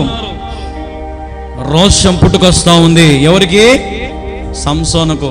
3000 మంది పైన, కింద అందరూ ఫిలిష్తీయులు, సర్దారులు అందరూ ఉన్నారు అక్కడ గుడిలో. చెప్పాలంటే ఒక ఊరంతా ఆన్నే ఉంది అనుకోండి, ఆన్నే ఉంది. పైకి చూశాడు, దేవా నా జీవితంలో నాకు ఒక్క రోజు నాకు బలమే, నాకు ఒక్క రోజున బలం ఇస్తే ఒక్కని కూడా నేను వదిలిపెట్టను అన్నాడంట. ఒక్కని కూడా వదిలిపెట్టను. చూడండి ఒకసారి ఆ మాట గమనిస్తున్నాం. అక్కడ 29వ వచనం. ఆ గుడికి ఆధారమైన 2 మధ్య స్తంభాలను ఒకదాని కుడి చేతను ఒకదాని ఎడమ చేతను పట్టుకొని నేను ఫిలిష్తీయులు చనిపోదము గాక అని చెప్పి బలముతో వంగినప్పుడు గుడి ఆ సర్దార్ల మీదను దానిలోనున్న జనులందరి మీదను పడెను. మరణకాలం అతడు చంపిన వారి శవం లెక్క జీవిత కాలమందు అతడు చంపిన వారి లెక్క కంటే ఎక్కువాయెను. హల్లెలూయా. ఇది దేవుని సంకల్పం. అంటే దేవుడు ఎందుకు పుట్టిస్తాడో ఆయనకి తెలుసు, ఎందుకు చంపుతాడో ఆయనకి తెలుసు. ఈరోజు చాలా మందికి చావు అంటే భయం. ఇక్కడ సంసోను అంటున్నాడు, నాకు ఈ ఒక్క రోజు, ఈ ఒక్క పూట నాకు బలమే, ఈ స్తంభం ఇట్టలాగుతా, ఈ స్తంభం ఇట్టలాగుతా, గూడే కూల్చి మారచ్చు. నేను వచ్చిన అందరు కుక్క సావాల్సిందే, నాకు అవకాశం ఇస్తావా? నేను కూడా చచ్చిపోతా, నాకు ఇంకేం బతుకు మీద ఆశ లేదు, నేను వీళ్ళతో పాటు చచ్చిపోతా, నాకు ఈ అవమానం వద్దు, ఈ నిందలొద్దు, ఈ బాధలొద్దు, నాకు ఒక్కసారి బలమే అని దేవుణ్ణి వేడుకున్నాడంట. నన్ను జ్ఞాపకం చేసుకో, నన్ను పుట్టించింది నువ్వే, మర్చిపోయావా దేవా? ఏంది వీళ్ళతో నన్ను అనిపిస్తా ఉన్నావు అని వేదనతో మొరపెడితే దేవుడు పర్మిషన్ ఇచ్చాడు సంసోనికి. అక్కడ కిందకి దిగుగానే లాగుతానే పిల్లర్లు అంటే ఆ స్తంభాలు ఊడి కింద పడి అక్కడున్న పెద్దలు చిన్నలు ఫిలిష్తీయులు ప్రతి ఒక్కరూ గుడి కింద పడి నలిగి చచ్చిపోయారంట. హల్లెలూయా. దేవునికి మహిమ కలుగును గాక. హల్లెలూయా. ఇశ్రాయేలు ప్రజలను కాపాడేవాడు కునుకడు, నిద్రపోడు. హల్లెలూయా. ఒరే మీకు అప్పగిచ్చింది ఎందుకురా? మా వాళ్ళు 40 సంవత్సరాలు మీకు అప్పగిచ్చింది ఎందుకురా? మీకు మా వాళ్ళని శిక్షించారురా మీరు? ఏమన్నా మీరు గొప్పోళ్ళా? మీరేమో న్యాయాధిపతులా? రే సంసోన్ నా బిడ్డ, ఇప్పటి నుంచి సంసోన్ రా న్యాయాధిపతి అని దేవుడు సంసోను హెచ్చించాడు. స్తంభాలు పీకితే ఒక్కడు మిగలలేదంట. హల్లెలూయా! మొత్తం అందరు చచ్చిపోయారు. అందుకే దేవుడు కింద ఒక మాట రాశాడు చూడండి, సంసోను బలం గురించి. సంసోను 1000 మందిని చంపాడు, సింహాన్ని కిల్చిల్ చంపాడు, 300 నక్కలను తిప్పేసి పంటలు పొలాలు చేసి ఏందంత గందరగోళం అంతా చేసి పారేసినాడు. కానంట చరిత్రలో కానీ బైబిల్లో కానీ సంసోను చంపినంత మందిని ఇక్కడ ఎంతమంది చచ్చిపోయారంటే దాదాపుగా ఆ గుడి కింద చచ్చిపోయిన లెక్క దేవుడు చెప్తున్నాడు. చూడండి ఏం చెప్తున్నాడు అక్కడ దేవుడు. గుడి కింద ఎంతమంది చచ్చిపోయారంట? జీవిత కాలమందు అతడు చంపిన వారందరికంటే ఎక్కువనైనా. అబ్బా, ఎంత మందిని చంపినాడు రా సంసోను. దేవునికి లాస్ట్లో తన బలం వాడుకున్నాడు. హల్లెలూయా! ముందంతా తన బలము దేవుని కోసం వాడింటే ఎంత బాగుండునో, కానీ తన బలగం ఎప్పుడు వాడాడు దేవుని కోసము? లాస్ట్లో ఇంకా చచ్చిపోయేటప్పుడు గుడ్డివాడు ఇప్పుడు కళ్ళు పోయినాయి, నాకు కళ్ళు ఇప్పుడు నాకు నువ్వు కళ్ళు ప్రతి ఒక్కని చంపి పారేచ్చా, నాకు బలమి అని అడిగాడు దేవుణ్ణి. దేవుడు ఇచ్చాడు. స్తంభము కూలిపోయింది, గుడి కూలిపోయింది. ఆడికి 16 అధ్యాయాలు క్లోజ్ అయిపోయినాయి. హల్లెలూయా! ఇది సంసోను యొక్క చరిత్ర. సంసోను ఎందుకు పుట్టాడు, ఎందుకు చచ్చిపోయాడు అనేది మనం ఈ 2-3 గంటల్లో మనం గమనిస్తాం. అద్భుతమైన వర్తమాన దేవుడు మనతో మాట్లాడినాడు. ఈరోజు చాలా మంది సంసోను లాగా నేను బలవంతుని, నేను జ్ఞానిని, నేను చెప్పేది నాకు తెలుసు, నేను ప్రేమించి పెళ్లి చేసుకుంటలేదు, నా తల్లిదండ్రులు ఎదిరిస్తా, నాకు ఎవరు అవసరం లేదు, నా జీవితం నాది, నా బ్రతుకు నాది, నేను నచ్చినట్టు బ్రతుకుతా అంటే నీ బ్రతుకు కూడా ఇదే. నీ బ్రతుకు కూడా ఇదే. దెలీలా ఏం చేసింది? ప్రేమించింది. ఆ దెలీలా మోసం చేసింది. ఇతడేమో దెలీలా ఏం చేసినాడంట? ప్రేమించే పాపం ఏదో భార్య కాకుండా భార్యతో సమానం అనుకోండి. సంసోనికి అన్ని చెప్పినాడు. పాపం గోంబడతా ఉన్నాడు. 3 సార్లు ఆట పట్టించినాడు కదా. 3 సార్లు ఏమని? ఒకసారి ఏమో తాళ్ళుదే, ఒకసారి ఏమో కొత్త తాళ్ళుదే, ఇట్లా ఏందో చెప్పినాడు కదా. 3 సార్లు తమాషా పడినాడు. కానీ తన భార్య తన ప్రేమను గ్రహించిందా? గ్రహించాలి. దెలీలా అమ్మడిపోయి మోసపోయింది, సంసోనును అప్పగించేసింది. ఈరోజు చాలా మంది నీ జీవితంలో కూడా మోసం చేసే వాళ్ళు చాలా మంది వస్తారు. నువ్వు ప్రేమిస్తున్నావు అనుకుంటున్నావేమో, కానీ నిన్ను వారు అడ్వాంటేజ్గా తీసుకుంటారు. జాగ్రత్త. ఉదాహరణకి ఒక 2 రోజుల కిందటి నవీన్, హరిహర, నిహారిక అని 3 వ్యక్తుల ప్రేమ కథ మనం గమనిస్తూ వచ్చాం. గడిచిన నెల ఫిబ్రవరి 17వ తేదీన హత్య చేశాడు ఈ నవీన్ని హరిహర. ఎవరి కోసము? ఈ అమ్మాయి కోసం. ఈ అమ్మాయి నిందంట, అరే వాని గుండెలో నేను ఉన్నానంట, నాకు ఆ గుండెను తెచ్చి చూపిస్తే నేను నీతో పనుకుంటా అనిందంట. అందుకని వాడు ఆవేశంతో ఆ అమ్మాయితో ఉండడం కోసము చిన్నప్పటి నుంచి పెరిగిన స్నేహితుని గుండెను కోసి ఫోటో పంపించాడంట. ఇదిగో నువ్వు అడిగిన గుండెను కోసి పంపించిన, ఇప్పుడు వస్తావా నాతో అంటే నేను నమ్మనురా అని అంటే మళ్ళీ ఇంటికాడికి పోయి ఎక్కించుకొని వచ్చి ఆ శవం అంతా కాల్చిన శవం అంతా చూపించి అవన్నీ గింకలన్నీ చూపించి అప్పుడు ఇద్దరు కలిసి సంతోషంగా హోటల్కి పోయి మంచి బిర్యానీ తిని రాత్రి రూముకు పోయి పడుకొని పొద్దునే లొంగిపోయాడంట. ఇది ప్రేమ. ఈరోజు ఈ లోకంలోనే ప్రేమ నీ పతనాన్ని కోరుకుంటుంది. ఈ లోకంలోనే ప్రేమ నీ చావును కోరుకుంటుంది. ఈ లోకంలోనే ప్రేమ నీకు బాధలే మిగులుస్తాయి, కానీ సంతోషం నీకు మిగిల్చదు. కానీ దేవుని ప్రేమ నీకు సదాకాలము, శాశ్వత కాలము నీకు నిలబడిపోతుంది. సంసోను ఇక్కడ దేవుని కానీ ప్రేమించిన వాడై ఉంటే, తల్లిదండ్రులకు లోబడి వాడినైతే విందు చేయకూడదు, అపవిత్రమైన తినకూడదు కదా, ద్రాక్షరసం తాగకూడదు, మందు తాగకూడదు అని దేవుడు చెప్పాడు. కానీ సంసోను ప్రతిది కూడా లెక్క చేయలేదు, ఖాతరు చేయలేదు. నాకు నచ్చింది నేను తాగుతా, ఊగుతా, కింద పడతా, అమ్మాయిలతో పోతా, వేశ్యలతో పోతా, ఏమైనా చేస్తా. వాళ్ళు మా మామ చచ్చిపోని, నా భార్య చచ్చిపోని, చంపిన అందరి కథ నేను చూసిన, అందరి మీద పగ తీర్చుకున్నా. ఇదే పని అయిపోయింది సంసోనుకి. మరి ఈ రోజున దేవుని బిడ్డలారా, దేవుడు సంసోనుకి అవకాశం ఇచ్చాడు మారుతాడని.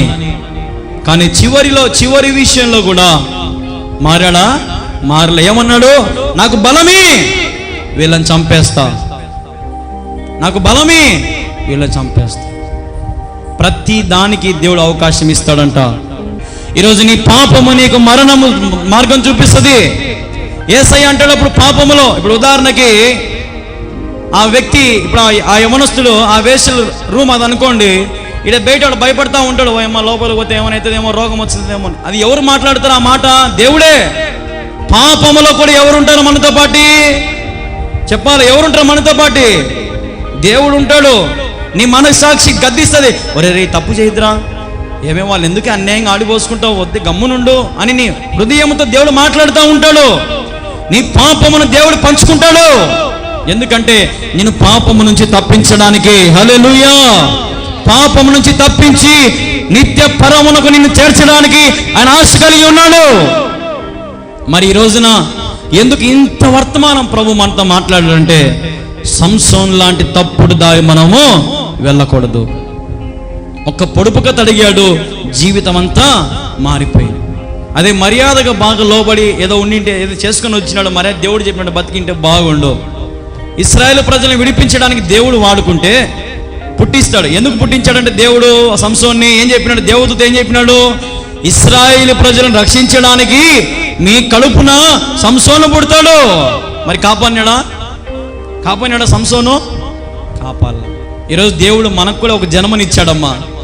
నశించిపోతున్న వారికి సువార్త చెప్పని దేవుడు మనకి జన్మనిచ్చాడు. నీ ఇష్టానుసారంగా బ్రతకడానికి కాదు, నీకు నచ్చిన బ్రతకడానికి కాదు, నోరు వచ్చింది కదా అని నోరు మీద పడడం కాదు, బూతులు మాట్లాడడం, వ్యసనాలు, అలవాట్లు, మందు త్రాగడం, ఇవన్నీ కాదు.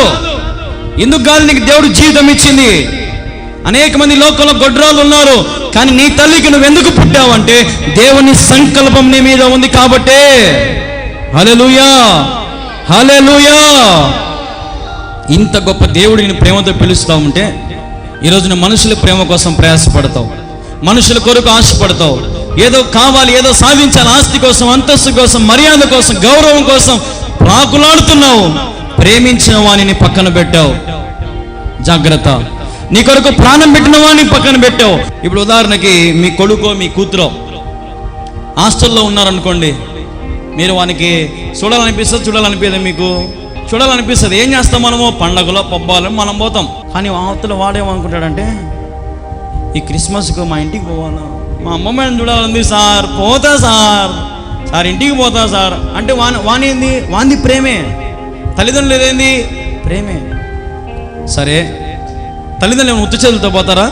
కుళ్ళిపోనివన్నీ అత్రాసులో, ఎండోటి చెకోడీలో, ఏంటంటే నానొకటి పప్పుల పొడి, ఊరగాయలన్నీ ఇన్ని డబ్బాలు తీసుకుని బుట్ట తీసుకొని పోయి వానికి ఇచ్చి, నాయన ఎట్టుండవు నా, ఏందిరా సిక్కిపోయినవి. వాడేమో బాగుంటాడు తిని, కానీ ఏమంటారు ఇల్లు మాట, ఏరా సిక్కిపోయినవి నాయన, సన్నగానే కదరా కొడుకై తినరా అని అమ్మ కలిపి తినిపిస్తూ ఉంటుంది. ప్రేమ కాదా? అంటే నీ కడుపును పుట్టిన బిడ్డలు నువ్వు ఎంతైనా ప్రేమిస్తావు, వాడు నిన్ను ప్రేమించాలి, కానీ నువ్వు మాత్రము నీకు జన్మనిచ్చిన దేవుని ప్రేమించవా? దేవుడు ప్రతిరోజు నీ కొరకు వస్తున్నాడే, నిన్ను చూస్తూ ఉన్నాడే, నీకు ఆలన పాలన్నీ తీరుస్తూ ఉన్నాడే. మంచి నిద్ర, ఆరోగ్యము, శక్తి, బలము, సర్వ సమృద్ధి. బిడ్డ దిగులు పడాకనైనా బాగుంటారు, లక్షణంగా ఉంటారు ఈ లోకములో, నీకు అన్ని నేను చూసుకుంటా అని దేవుడు నీకు ప్రతిసారి వచ్చి నీకు ఇచ్చిపోతా ఉంటే, నువ్వు కనీసం ఆదివారం పుట్టు కూడా చర్చికి పోవే. పండగకు మా కొడుకుని ఇంటికి పంపి సార్ అని నువ్వేమో బాగా సార్ని ఫోన్ చేసి తిడతావే. మరి యేసుప్రభు మందిరానికి రా అని నీకు ఇంకోటి చెప్పాలనా? నీకు తెలియదా? దేవుని సన్నిధికి నువ్వు వెళ్ళాలని ఆశ నీలో లేదా? దేవునిని ప్రేమించి ప్రాణం పెట్టాడు. ఇప్పుడు ఉదాహరణకి అదే కొడుకుని అమ్మడిగిందనుకో, ఎవరే కొడుక మీకు నేనంటే ఇష్టం కదరా, నా కోసం సచ్చవారా నువ్వు అంటే ఏమంటాడు? ఏంది మా ఎందుకు పుట్టి ఇచ్చినవాడు అంటే, అప్పుడు ఇట్లప్పుడే చంపుకోవాల్సింది. ఓ బామా నీకు తమాషింది సావట, ఎందుకు తెచ్చామా నీకోసం నేను అంటాడా? అంటాడు. పోంగ పో, మా సారి పిలుచున్నాడు పైన, పోవాలి పో చెప్పినావు, నీకోసం సావాలంట నేను కదా. మరి దేవుడు నీకోసం ప్రాణం పెట్టాడే, నువ్వు అడక్కముందే నీ పాపములని తన భుజం మీద మోసుకున్నాడే. ఈరోజు మరి ఆలోచన చేయాలా మనం. హల్లెలూయా. ప్రేమించిన వారిని మనం ప్రేమిస్తే మనకు గొప్ప బహుమానం ఏదో కాదు, పరలోకమే. హల్లెలూయా. దేవుడిచ్చే బహుమానం అది ఎన్నడెన్నడూ వీడిపోనిది, ఎన్నడెన్నడూ ఎడబాయని ప్రేమే యేసయ్య ప్రేమ. ఆయన అంటాడు, మీరు ప్రేమించాల్సింది నన్ను, లోకములో ఉన్న వారిని కాదు. మీరు ప్రేమించాల్సింది నన్ను, అమ్మాయిలను కాదు. మీరు ప్రేమించాల్సింది నన్ను, అబ్బాయిల్ని కాదు. మీరు ప్రేమించాల్సిన ధనమును కాదు, ఆస్తి కాదు, అంతస్తు కాదు, నన్ను ప్రేమించండి.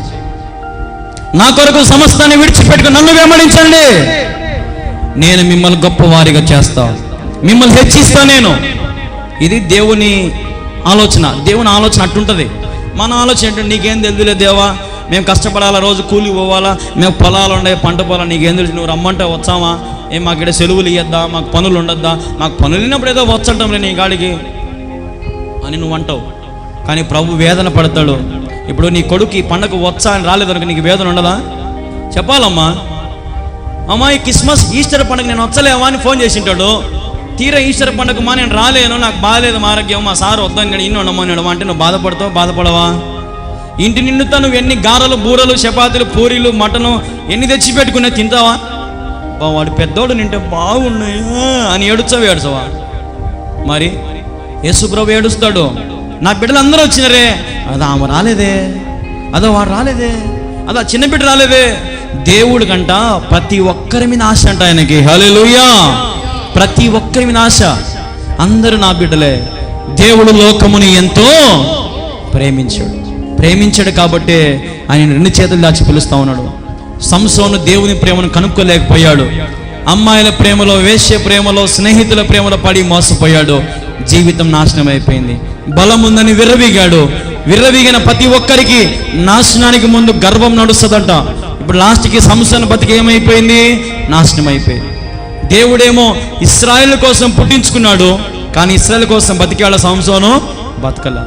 జీవితం పాడు చేసుకున్నాడు. ఈరోజు మనం కూడా మన బిడ్డల జీవితాలు పాడైపోతూ ఉన్నాయి. మన బిడ్డల జీవితాలు దుర్భరమైన స్థితిలో ఉన్నాయి. సరైన మార్గంలో లేరు. తల్లిదండ్రులు ఎదిరిస్తూ ఉన్నారు, పెద్దలు ఎదిరిస్తాం. ఎందుకంటే నీ పెంపకం బాగలేదు. నీవు నీ బిడ్డను సరి చేసుకో, నువ్వు సరిగా నిలబడు. ప్రభు చెప్పినట్టుగా నువ్వు బ్రతికితే దేవుడిని హెచ్చించక మానడు. ఈ రోజున మన జీవితంలో కూడా ఇటువంటి సంసోన్ లాగా ఆ బుద్ధి మనలో ఉందేమో. మార్చుకుందాం. మార్చుకొని ప్రభు ఎందుకు పుట్టించాడో ఆ పనిని మనము చేద్దాం. ప్రభు అంట ఎదురు చూస్తున్నా, నేను చెప్పినట్టుగా రండ్రా నా దగ్గరికి, నన్ను కౌగిలించుకోండి అని. ఎవరైతే ఆయన ముందు వేయి పట్టుకుంటారో మొత్తం దొరుకుతాడంట ఆయన. మన ఇప్పుడు అమ్మ ఇటు చేతులు దాచిందనుకో, 3 కొడుకులు 3 కూతురు ఉన్నారనుకో, ఎవడు ముందు వేయి పట్టుకుంటే అమ్మ వానికి మొత్తం దొరుకుతుంది కదా.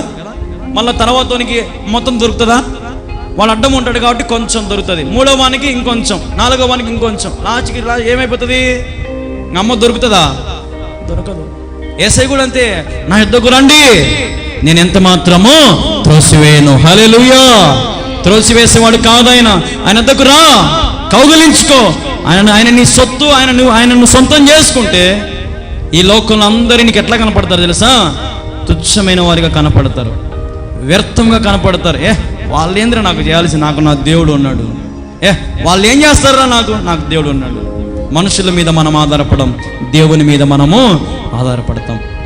అప్పుడే నీ జీవితంలో గొప్ప కార్యాలు దేవుడు ప్రారంభిస్తాడు. కాబట్టి దెలీలా మోసం చేసింది, భార్య మోసం చేసింది, మామ మోసం చేశాడు, ఫిలిష్తీయులు మోసం చేసి అందరూ సంసోను జీవితంలో ఏదో చేసి పారేశారు. లాస్ట్కి సంసోను జీవితమే నాశనం అయిపోయింది. అదే ఒకవేళ సంసోను వాళ్ళ అమ్మ నాయన చెప్పినట్టు ఆ అమ్మాయిని పెళ్లి చేసుకోకుండా బాగా మర్యాదగా ఉండి దేవుడు చెప్పినట్టు పెంచుకుని ఇంటగిన వాళ్ళ అమ్మ నాయన కొట్టో తిట్టో వాడిని ఏదో ఒకటి చేసి పెంచుకొని ఇంటగిన వాడు బాగా ప్రయోజకుడు అయ్యేవాడేమో. కానీ తల్లిదండ్రులు వదిలేసినారు, పోరా నీ సావును జావుపో అని వదిలేసినారు.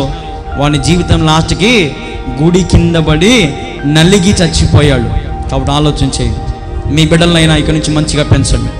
మీ బిడ్డలు దేవుళ్ళలో నడిపించండి, మందిరానికి నడిపించండి, కొడుకులు నడిపించండి. మంచి బోధ, మంచి ఆరాధన, శక్తివంతమైన వర్తమానాలతో దేవుడు బలపరుస్తున్నాడు.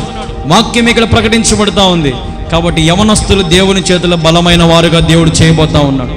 కాబట్టి మంచి మార్గంలో మీరు నడవండి, మీ పిల్లలు నడిపించండి. అప్పుడు మీ పిల్లలను నిన్ను దేవుడు దీవించి గొప్పగా చేస్తాడు.